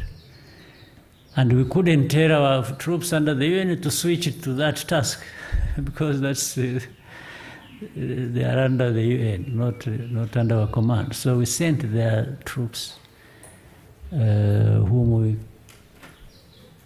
could command as by the agreement between us and the Central African Republic. Yes, it is. I'll come to that. Then we went to Mozambique. In Mozambique, we were still asked by the government. After they had also tried many ways and asked people to help, and some people had helped, and it wasn't, and in fact, the rebels who had taken over Cabo Delgado province, by the way, that province alone, just as a province, is 3 times the size of Rwanda. So the terrorists had taken over that place and were threatening, spreading beyond. So sometimes even if you were to get help, if you use these systems, AU, UN, whichever, if you need help now, and it's urgent, it may come minimum after 2 years. So you can imagine somebody who is in intensive care, needing intervention of a doctor, they say, hey, you wait. You come, wait, the doctor is on a holiday somewhere, so when he comes, so you can imagine. That's what was happening. So that's how they act. And then, for example, also for us, once they have come to us like that, to say, you know what, you first go to the AU or the UN and first secure agreement that they will fund our mission. You understand that? So that means it's like as good as saying, I'm not coming. So here you are faced with a choice. Or you tell you know what, put the money here first, before we go. I mean, it's like we would be operating like a mercenary ourselves. Just say, put cash here first, and then we come and help you. And the cash is not readily available with some of our, I mean, it's like Rwanda. If you wanted to do with us something and we say, no, put money there first. Even if you asked us, we don't have that money to put there first. So what we did was to say, okay, we can go into these details later on. Let's help. Once the house is on fire, it's on fire. You just need to intervene to help put it out to the fire. You don't have time to say, wait. So we say, we will go there, and then with time maybe, some people realize that it costs us so much, or it costs so much, and to be realistic, somebody needs to cover the cost. So this is the way we approached it.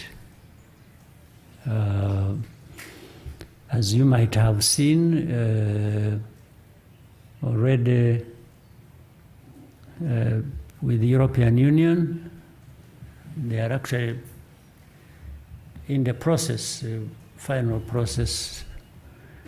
We are in the final stage where they are helping, but they are helping Mozambique. So in other words, when when they give resources for that operation, they are really helping Mozambique, not Rwanda. In fact, that's where this world is very strange. We have said all the wrongs and rights of what is happening. You know, some people even in that tried to bring issues in the European Union, saying no, but we shouldn't give them money when they are causing trouble in Congo. Then we say, oh, but how is the connection?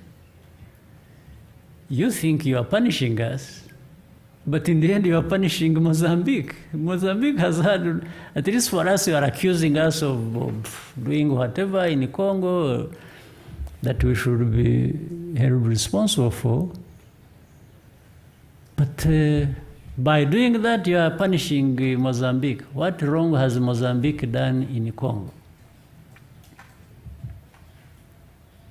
Just by the mere fact that we are associated, they think they can penalize us for our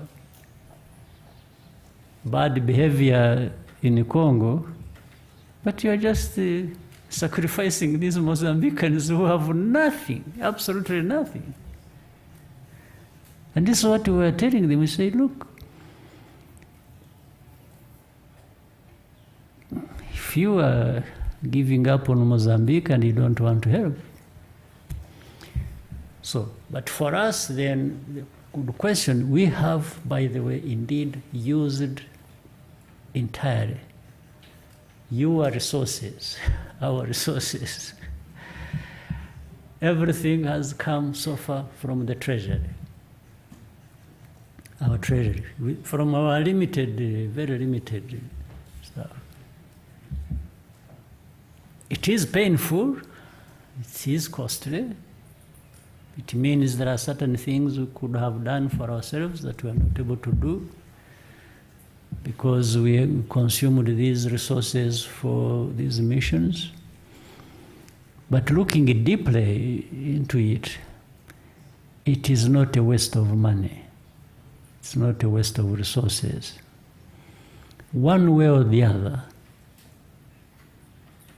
we were going to spend these resources, or they will actually be recovered at some point. Let me give you an example.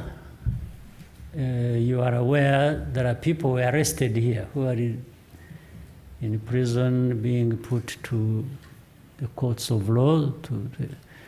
We actually arrested terrorists here. I think there were 5 or 6, I don't remember.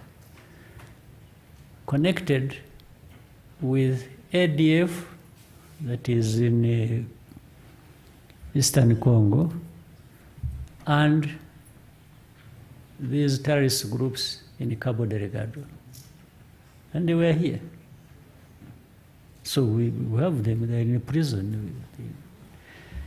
Those responsible interrogated them, they revealed everything, and it was just, in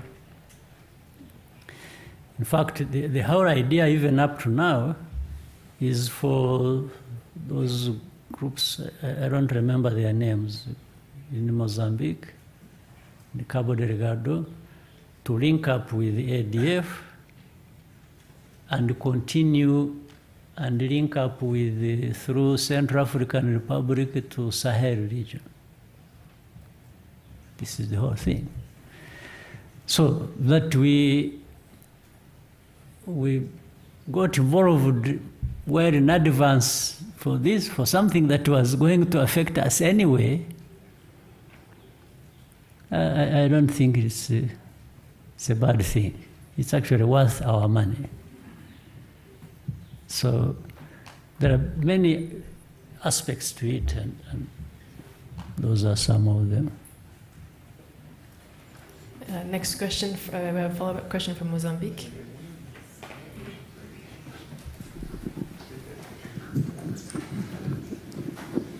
Yes, good afternoon, Mr. President.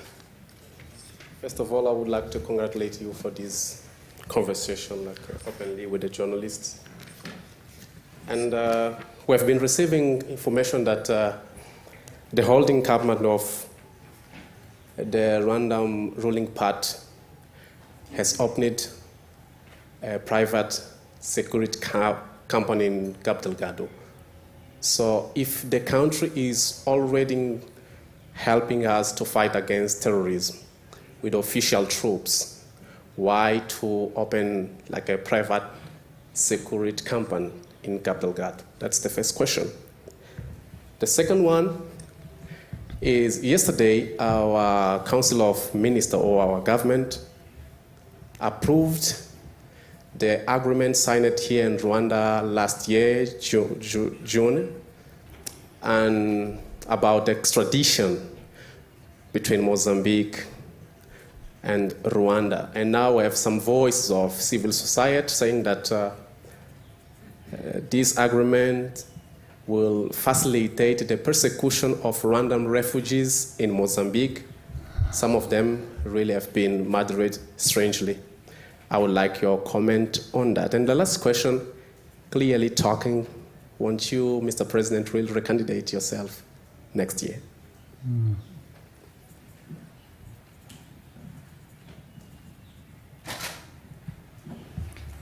Well, security company of, I don't know whether you want me to go into full details of how we work here in our country. It may not, it may consume all our time, but first of all,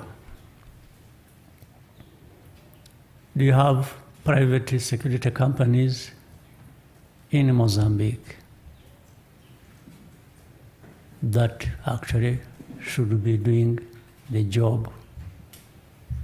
Whatever security company that was hired in Mozambique would be doing, and then these people came and took the job away from them. That's number one. In fact, you could also ask the similar question. You would say, what are your troops doing in our country since we have an army in Mozambique? You could easily ask that. You could easily say, are you in Mozambique? We have the police, we have the army as well in Mozambique.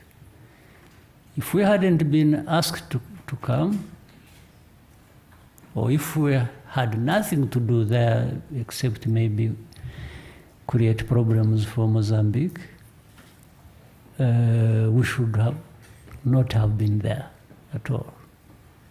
But we are there. And we are there working with the institutions in Mozambique to solve a problem that through bilateral arrangement we arrived at. So with this security company, therefore, I guess I don't have many details. There are people who get involved with this. They are hired to do a job that the army or the police, both of Rwanda or Mozambique, working together, are not going to do. Not because they are not able to do, but because maybe there is already a big task ahead of them. There are things they are dealing with that they would rather leave this part to private institutions to deal with. So that's how a private company, irrespective of where it belongs, would be in Mozambique to do that. And in fact, I don't know who hired them. They can be hired by government or invited by government to do that. Like the police and the army were invited to do work there. Or they could be hired or invited by private entities in Mozambique. For example, you in that part of Cabo Delgado, you are aware there are so many investments going on. So companies making those investments, huge investments, are free, I guess, should be free to invite whichever company to work with them or for them in a way of business to do that work. Well, I'm sure you are aware, let me remind you, I heard at the beginning, when our forces had just arrived, they learned there were so many security companies, I don't know how many, that were working there from South Africa. You are aware of that? Yes. So it's not even a strange thing, it's not a new thing. There are companies working from South Africa, maybe from other countries in Southern Africa. And maybe they are still there, actually, those other companies as well. So I'm explaining this, therefore, in such a way that this is the manner in which they happen to be there.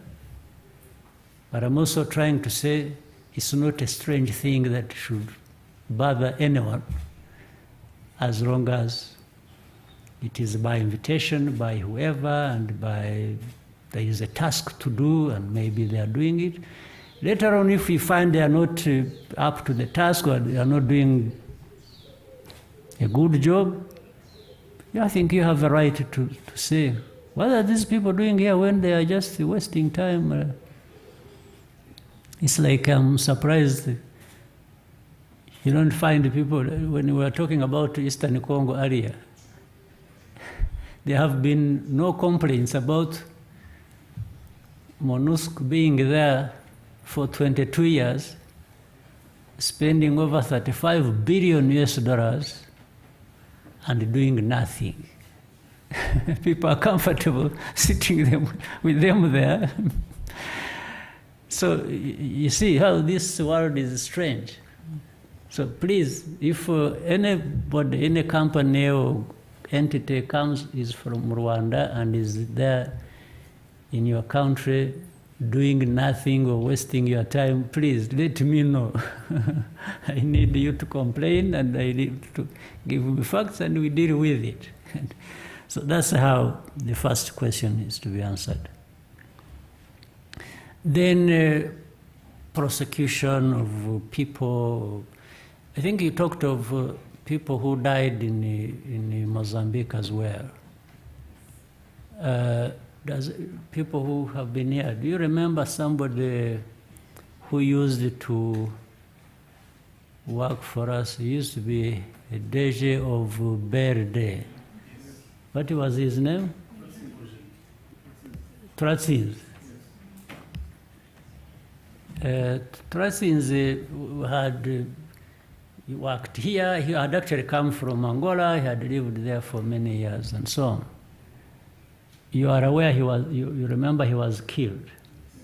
That was long ago. He was killed in Mozambique. We have asked people who know what could have happened. We asked from, we had a story that he had actually been killed by those Rwandans who had been living there. He found there, or I don't know who found who there, because he was there for a long time. He came here, worked, and then he decided to go back on his own, because I think he was associated with one of the universities. He was supposed to be somebody in the university.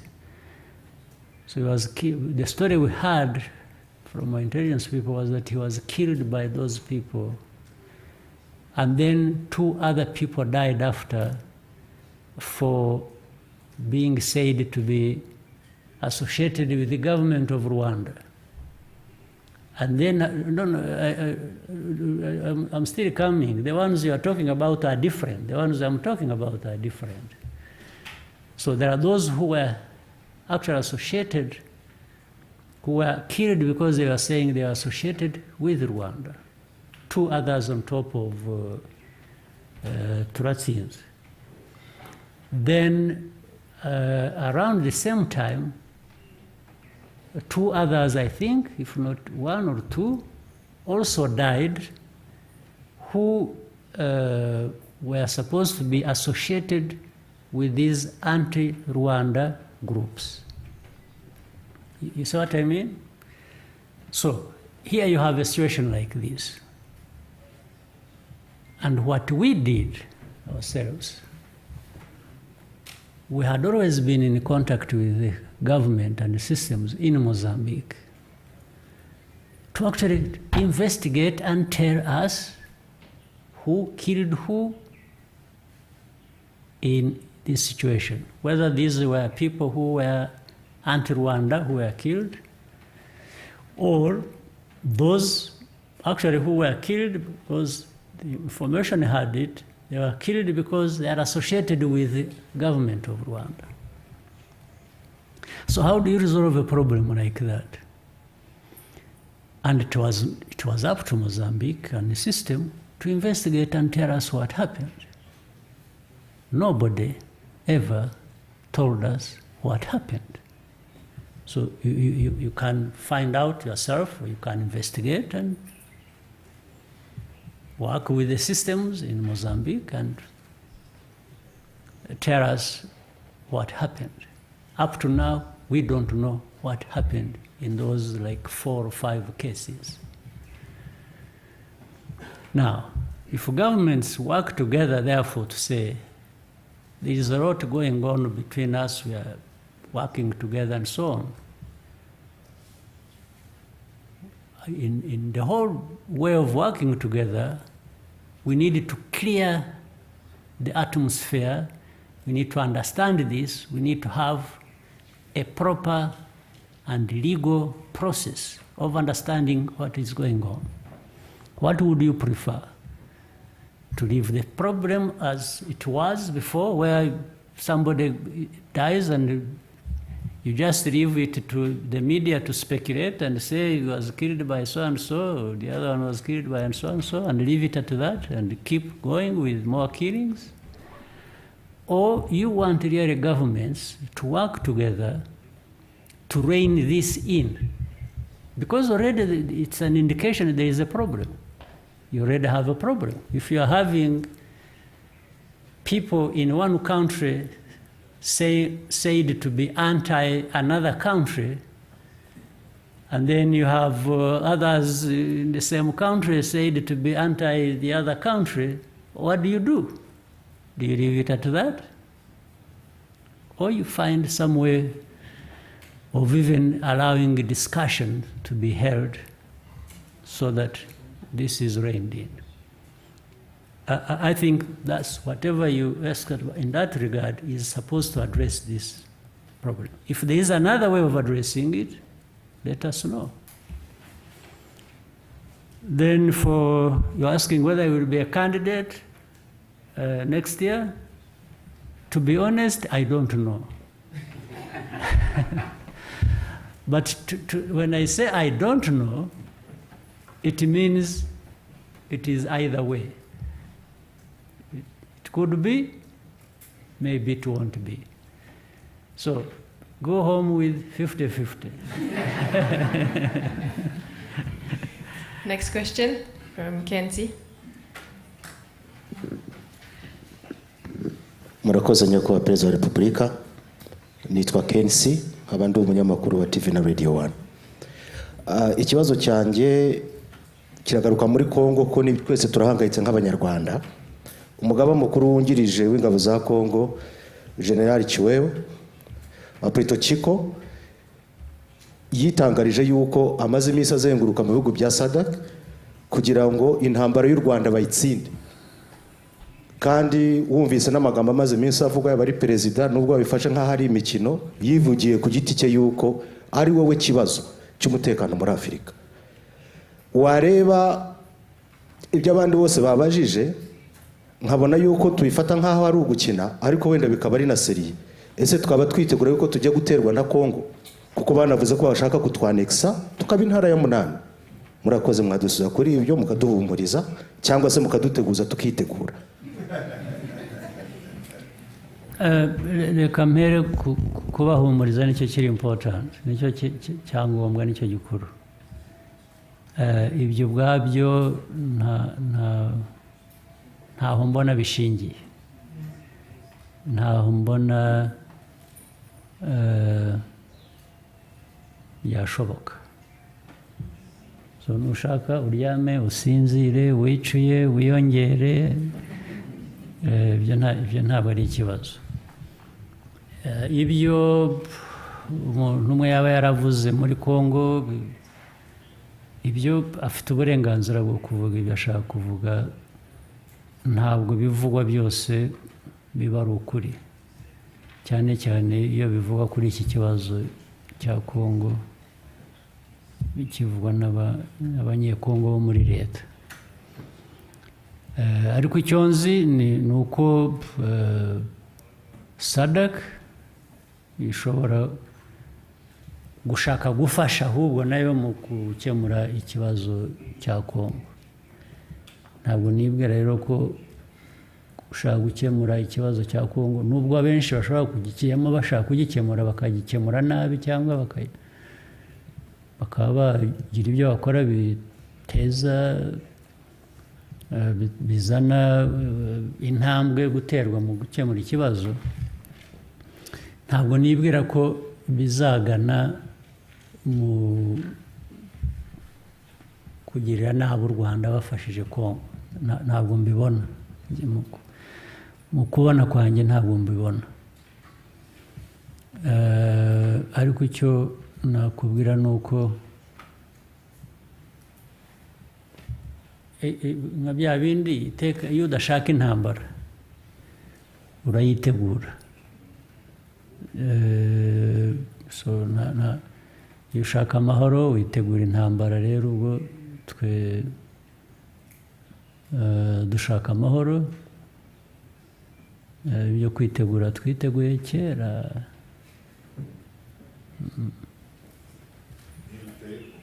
Sorry? Niruterwa. Citizen? Ibyo ntibabimbareho. Ibyo uvuze ntibabimbareho. Excellency, my name is Wahiga Mwaura from Citizen TV in Nairobi, Kenya. 2 quick questions for you. The first one is on the challenges in the DRC. What is your advice today or your message to those overseeing the Nairobi-led peace process, former President Uhuru Kenyatta and of course the host President William Ruto? What's your message to them in terms of what needs to be done to make sure that peace process actually works? That's my first question. My second question to you is, with a presidential election looming, and you've had questions on the same in regards to that. Now, Rwanda has done very well in ticking the right development metrics, healthcare, access to finances for the people, technology, and so much more. And the ratings are not just by local institutions, but international institutions as well. But there's one metric that Rwanda continuously scores low in, and that is on human rights, political freedom, and press freedom as well. Your Excellency, with that election in mind, does it concern you that until today your country still suffers a contradiction of very good rankings by international agencies on one end, but very poor rankings on the human rights front on the other? Does it concern you? And if it does, what are you doing about it? Thank you. Yeah. Starting with that last one, is there really a situation where you have one and not the other? And what would be the meaning? Because on one hand, on all human indexes, you are scoring fine. What does that mean? Human, it's already human. You are giving people more health, you are giving people more food, they are not starving, you are giving them security, you are giving... And it's not, by the way, this is it, it's not dishing it out to them. They are part of it. These things happen because they are involved, they are part of it. There is security because they are part of it. There is this production and this because they are part of it. It can't be by a leader or leaders and then minus the people. Then you don't get there.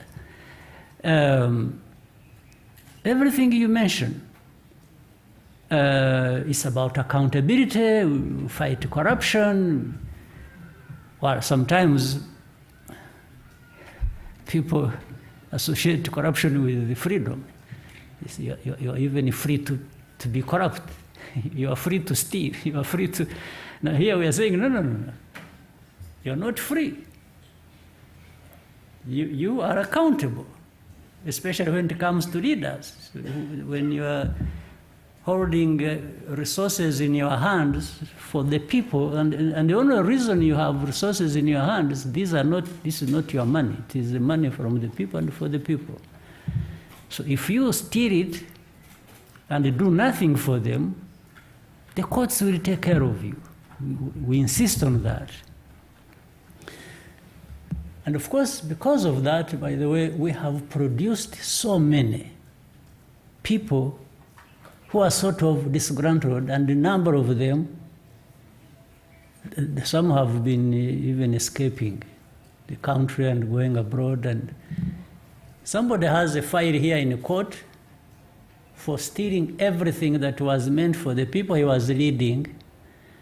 And then they go to London, meets the media, and it is everywhere in the Guardian and everything. Oh, this person is being persecuted by Kagame regime. This is the common thing. But this man is just a thief, absolute thief. So, in other words, some of these things, the way they have happened, and that is a narrative you are referring to. There is a narrative of progress on one hand, which I said, it can't happen simply. You will tell me where you know it has happened. But things are moving so well for people and by these people,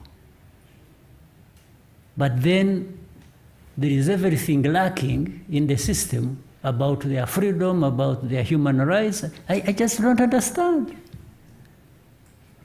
The good thing about all this nonsense being said, unfortunately, it's not like mathematics. You add up things, you multiply, you do this, and there is unexpected, what you get out if you get it right. It's what it is.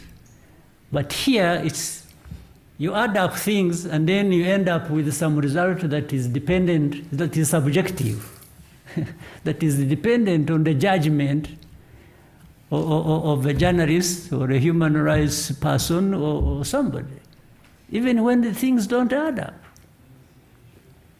So,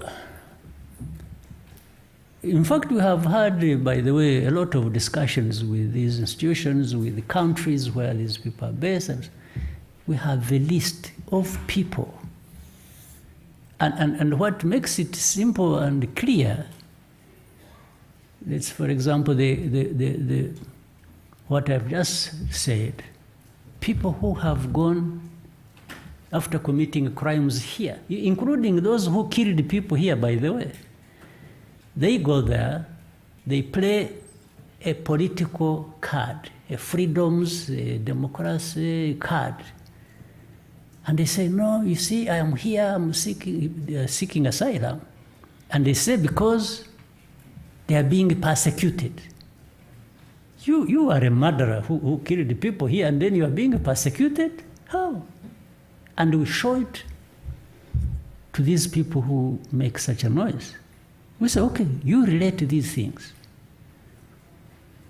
This person, this is the file that was worked on, completed. It is waiting for prosecution. And the person is here, he told you lies that he escaped, from the police. They were looking for him. They were going to kill him because he said something, or because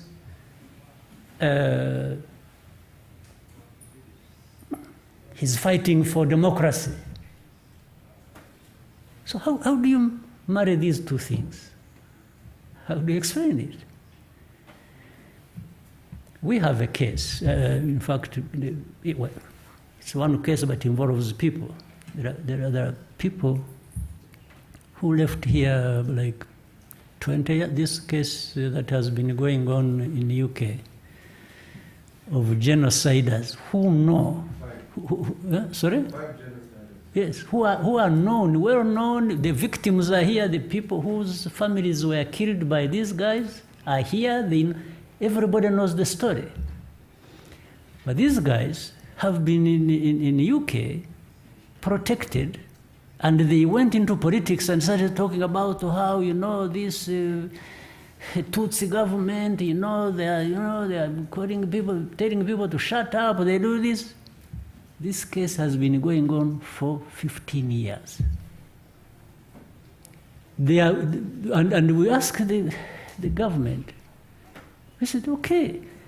They first said, we can't send you these cases because we requested. We said, you give us these people, we go and prosecute them in the court of law. And they said, no, we can't give them to you. We are not sure about your courts, your judiciary, and so on and so forth. We said, okay, you have right to have doubts about us.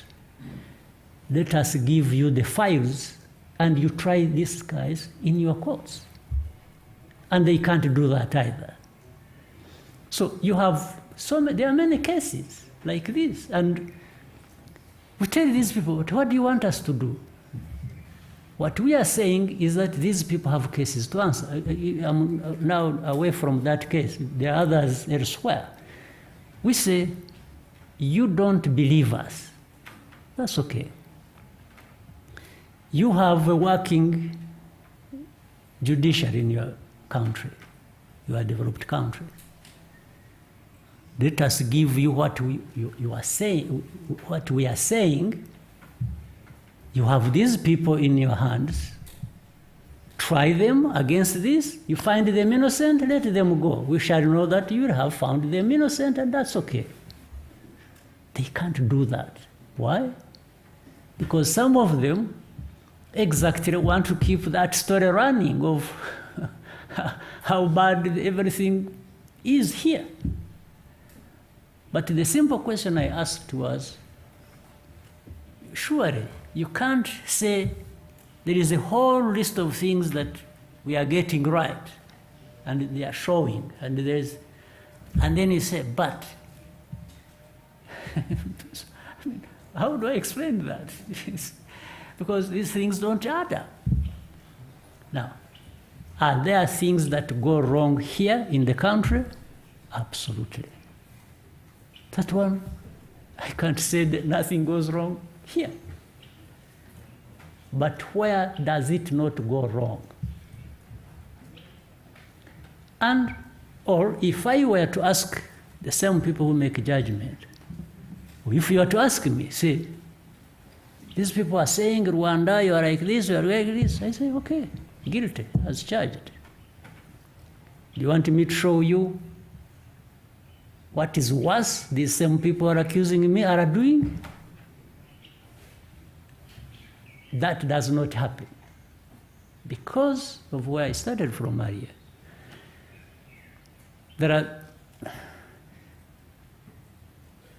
It's like, do as I say, don't do as I do. This saying is very old, it's not by me. So that's what is involved in what we are talking about. Every single day. You tell us, oh, you are doing this. Sometimes, by the way, you are supposed to believe what they are saying about you.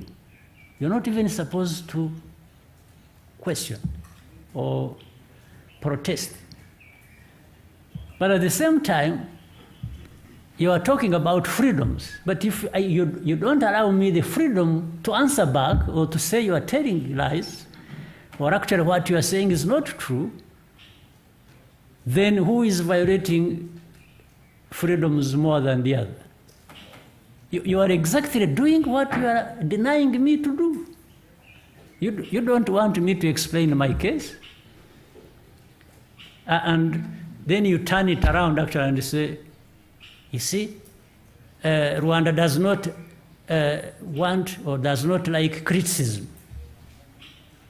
But you don't like criticism because when I'm explaining to you, then you are labeling me as not liking criticism.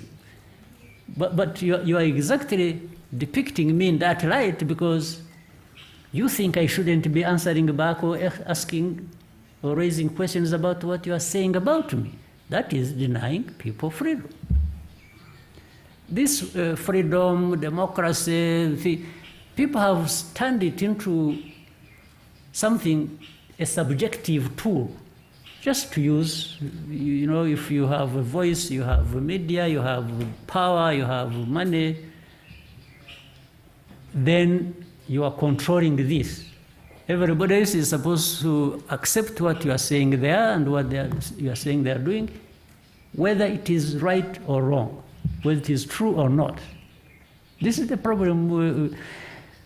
I'm glad you actually raised this question because it's been there for many years. It is still there as we speak.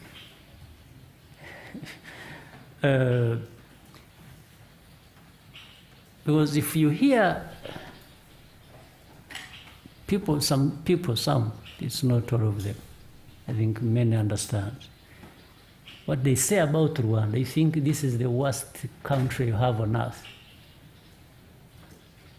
But then sometimes, when in another circumstance, they are telling a good story about Rwanda. Say, oh, Rwanda thinks, oh, is this. So how do these two contradict? In fact, the contradiction is more in that than what you stated earlier. The contradiction is, how do you say this on this side so much is wrong and bad, but on the other there is so much that is good that is happening. So, but these things that are good are happening by who? It is the same people you are saying. I mean, somebody is not hungry, a family is not hungry, they are able to send children to school to study, then they have security, nobody tampers with them. But you say, except they lack the freedom. Which freedom? Freedom. Somebody is already having freedom to live, to be there. You saw the Rwandans live now on average up to 60 something close to it. Why would the country invest in that only to deny the same person? Does it really make sense? Does it add up?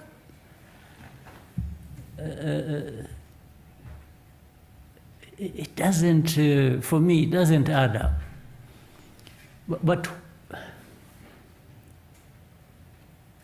by the way, the same complaints that are being raised about Rwanda now were not even a fraction of it was raised against the government that murdered 1 million people here. Meaning, they had the freedom. They had everything, maybe. But really, the Rwanda of 30 years ago, did it have freedom? Did it have democracy? Did it? Now, sometimes I say, for lack of a better way to say it, Here are two things. One I am blamed for, another I am praised for. Okay? These are two things. Surely this can't be worse than a situation that doesn't have either. You know that? You understand what I'm saying? There are people who may, as I know, in fact, there are many people who have no freedoms and the democracies we're talking about, and have nothing of that I'm being praised for. So who is worse off? At least I have one. Then I can keep struggling to deal with the other one and improving on it, and fine. But at least I have secured one. But really, you have a situation where, which we know, you and me and anybody else, nothing we are talking about exists in this place. But surprisingly, because of maybe how they are used to serve certain interests of those who set the standards, they may end up actually being praised. I wouldn't name names here, but I have names in my mind. I could give example, but I won't say it. I won't do it. People, even other people look and say, what do you think you are doing? You have so much, but in the end, it has not transformed the people either way, either by development or by these subjective things we are talking about. But yet, the resources are incredible. But those ones, nobody will talk about them, because the same people who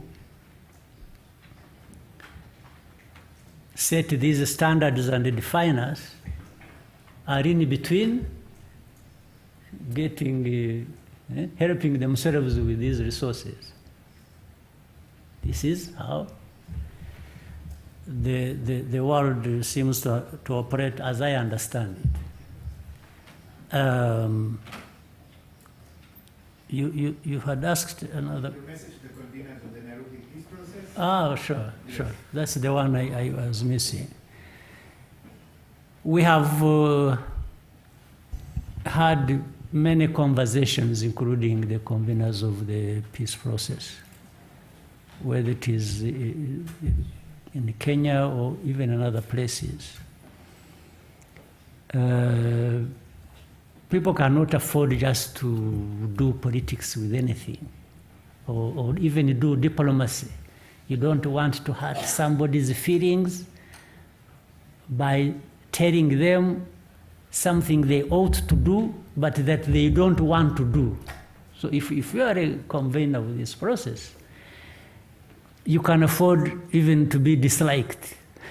You must be prepared for that, meaning you should be prepared to tell somebody what they don't want to hear, but that is right to do. And that will actually maybe lead to improvement in the situation or help solving the problem. That's one big message. And so the part of that is why we have to be practical. We have to do, for example, when we are talking about considering the root causes of any problem we are dealing with, it's indispensable. You can't solve the problem otherwise. You can't avoid the root causes. Otherwise, how will you solve the problem? I think, but so far, in my view, I have no complaint as to regards the people who are trying to help in this problem, be it Kenya or the Rwanda process. I think some truth has been coming out the right way. The main problem now is how do we move to another stage so that we are not talking about the right things and move to doing practically, and that's where we were with the Nairobi process, when the East African Community Regional Force was being created. It was actually one to go in, help, have ceasefire, bringing the armed groups, the warring sides, to say, what are you fighting for? Let's listen to your grievance and address that. But when it came to that, it's the country that was being helped that has made it impossible. And the reason is simple, why how they are making it impossible. All along, for them, they have completely different interpretation of what needs to be done.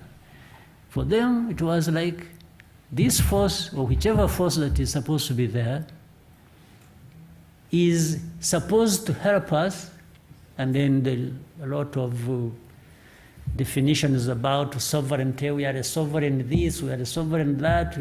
So you will come work with us to help us fight our enemies. They call their own people their enemies. So that was a terrible misconception that has created problems. So the East African Community Regional Force, according to DRC, is supposed to come help them fight M23, the other armed groups, and then what, to what end? No, the issue is not, is actually, a lot of fighting has happened. We don't need more fighting. We need less. So if you want people to help you to fight, no, we need people to help you to actually stop fighting and then move to a political solution. So I think the message has been clear. We will discuss this with those responsible. They understand it. They have tried whatever they can, but I think helping people is also sometimes is difficult. You may help somebody who doesn't need your help, or who thinks you can only help them in a completely different way that doesn't provide the solution, and that's where people get stuck. Thank you, sir. With your permission, we may take 3 more before we end. We start with Ghana.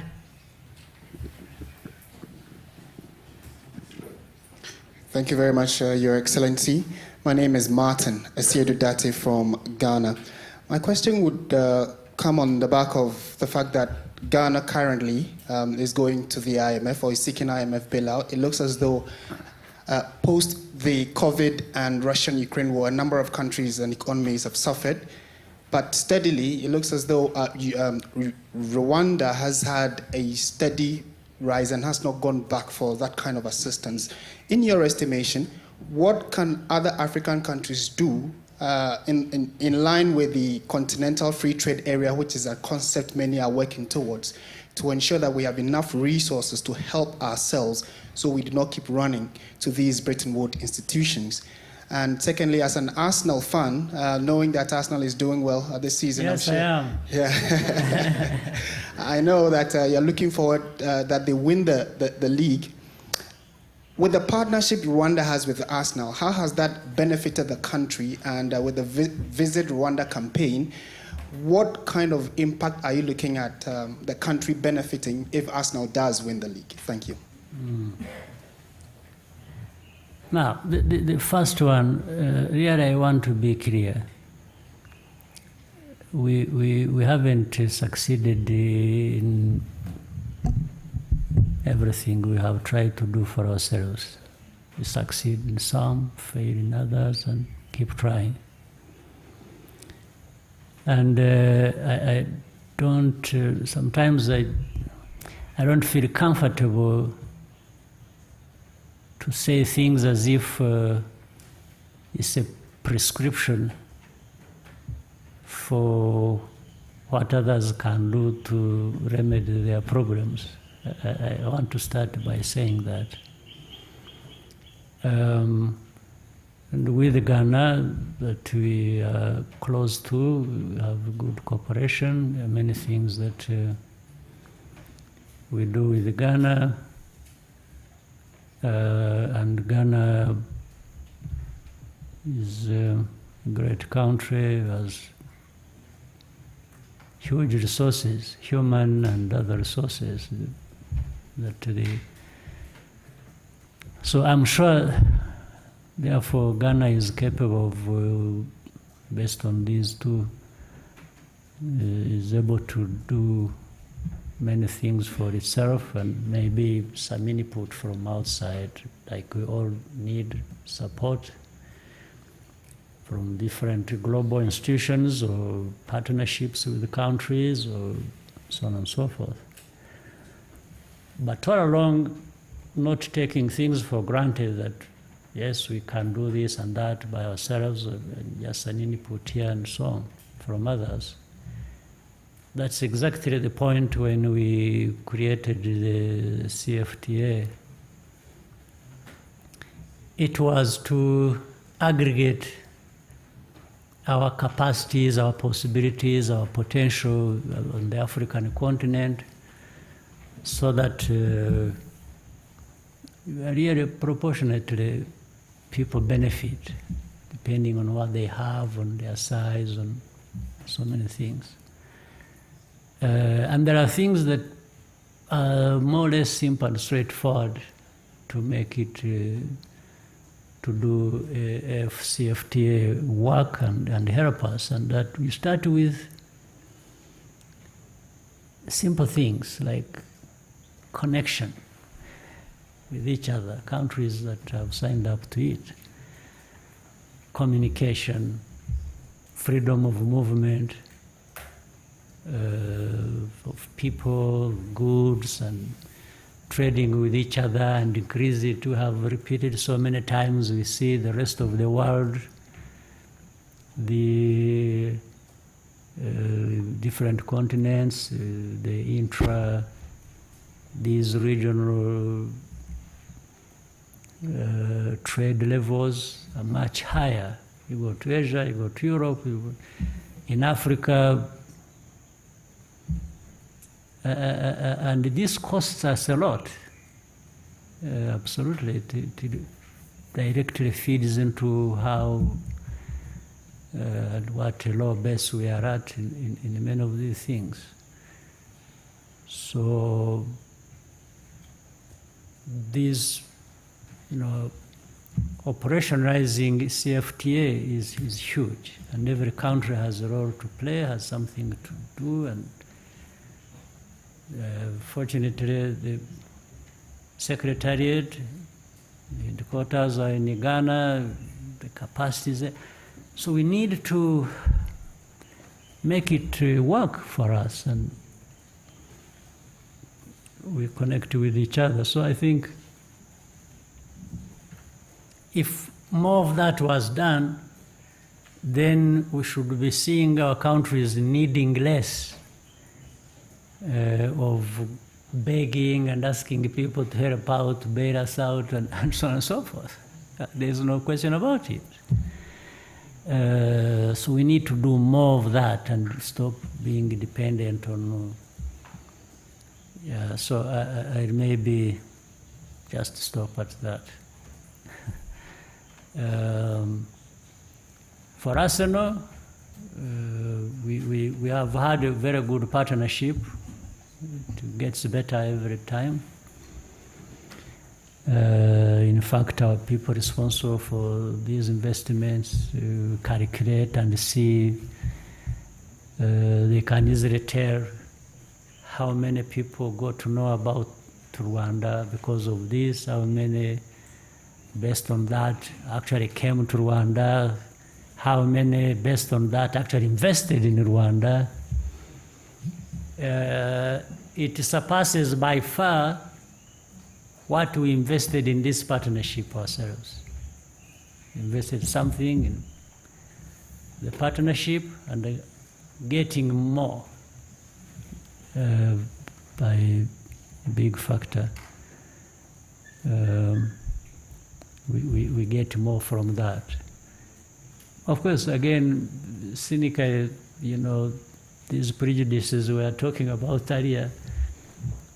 Some people are saying, even some people you would think really, and most of these people who behave like this, it's not because they don't know or they lack anything or they don't have the intellectual ability to know. It's these biases, these prejudices that operation. So they say, no, Rwanda is wasting money. Who told you?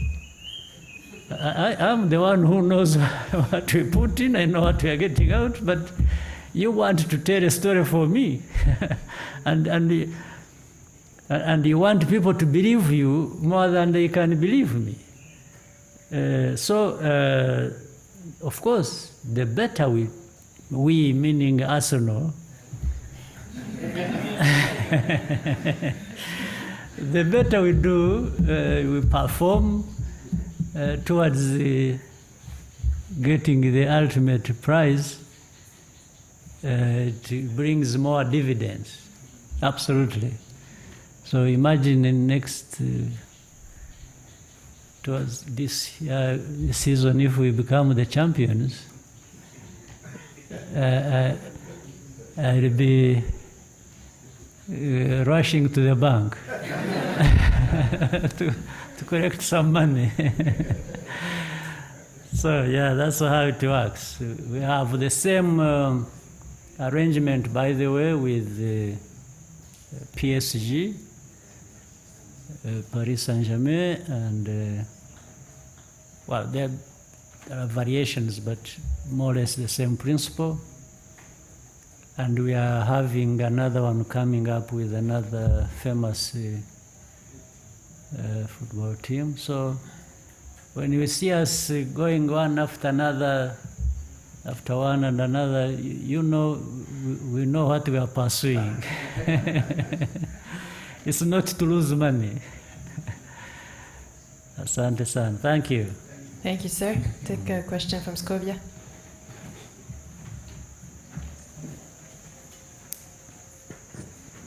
Murakoze nyakubahwa Perezida wa Repubulika, nitwa. Will you join me as a fan of Arsenal? Unfortunately, no. Bad news. You're what? Manchester United. Okay, like one of my sons is. Yeah. Murakoze nyakubahwa Perezida wa Repubulika, nitwa Scovia Mutesi, ni umwanditsi w'ikinyamakuru Mama urwa Gasabo. Mfite ibibazo bibiri. Abarimu uyu munsi barashima ko bongerewe umushahara nyuma y'igihe kinini, ariko muri iki cyiciro n'abandi bakozi batandukanye ba leta harimo abakora mu bijyanye n'ubutabera, abacamanza, abanditsi n'ubushinjacyaha. Uyu munsi nabo bavuga ko bagowe no kuba umushahara ukiri muto. Abaganga nabo bahembwa make, ariko hakaba harimo n'abadahemberwa diplome bafite. Nyakubahwa rero baravuga ko ari we bahanze amaso nk'uko n'abarimu uyu munsi bishimira ko bongejwe umushahara. Murakoze. Yeah.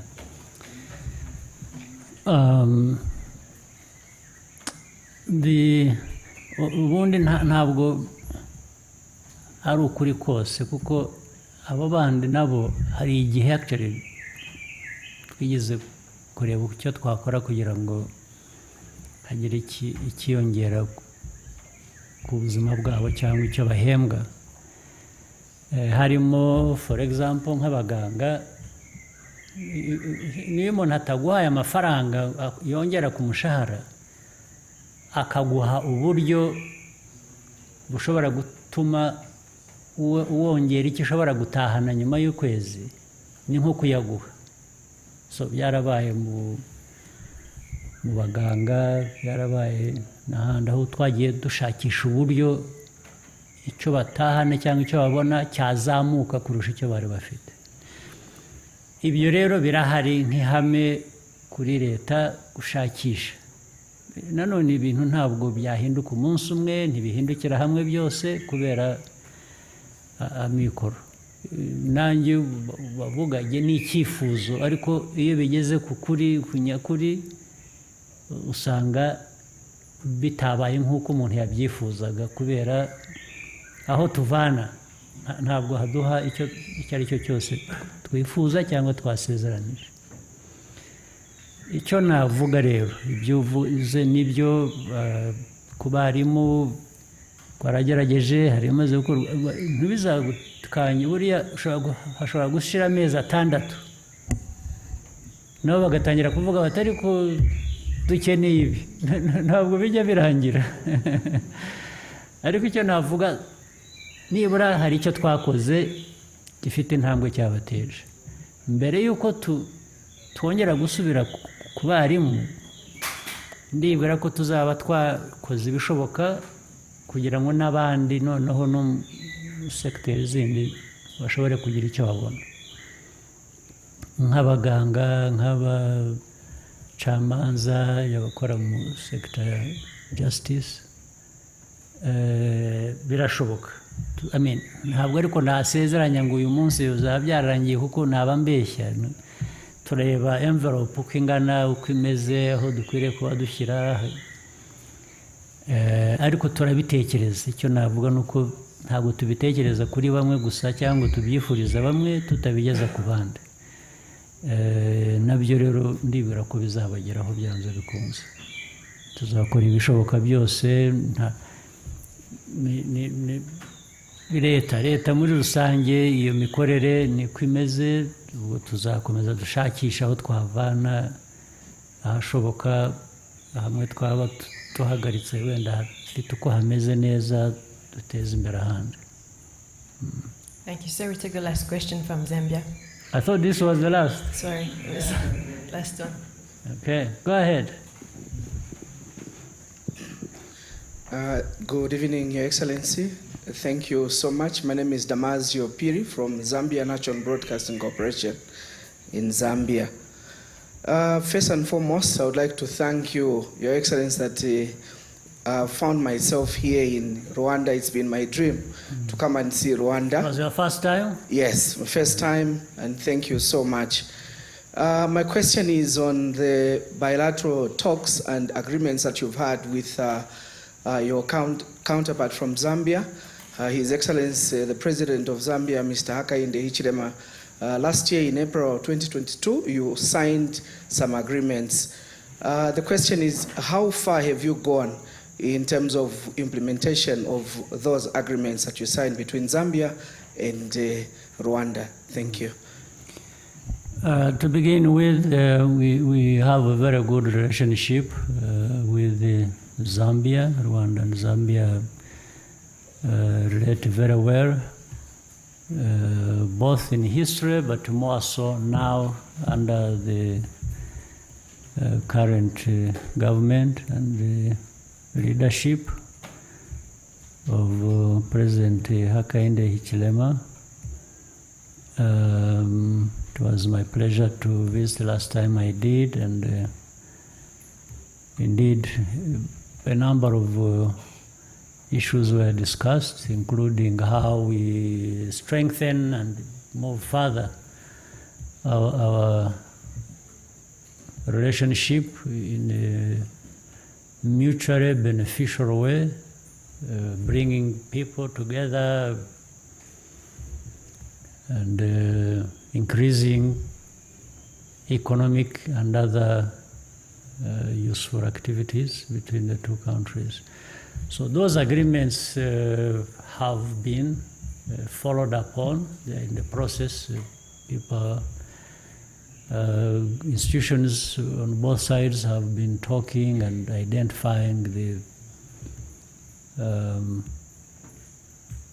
best way to move forward and on what in terms of priorities. So what we can do is to try and accelerate that. Otherwise, I think it's on the right path. And greetings to people back home in Zambia. Thank you very much, sir. Thank you for your time and taking over 20 questions. We wish you a good evening. We did take 20? We took more than 20 seconds. Yeah. Thank you. How do we... Huh? Okay. You can organize it?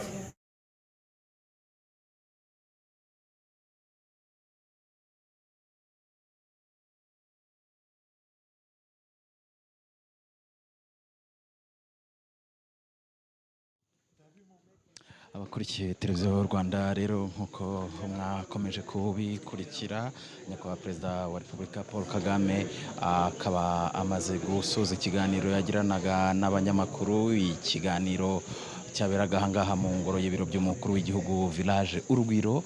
Ni ikiganiro mu by'ukuri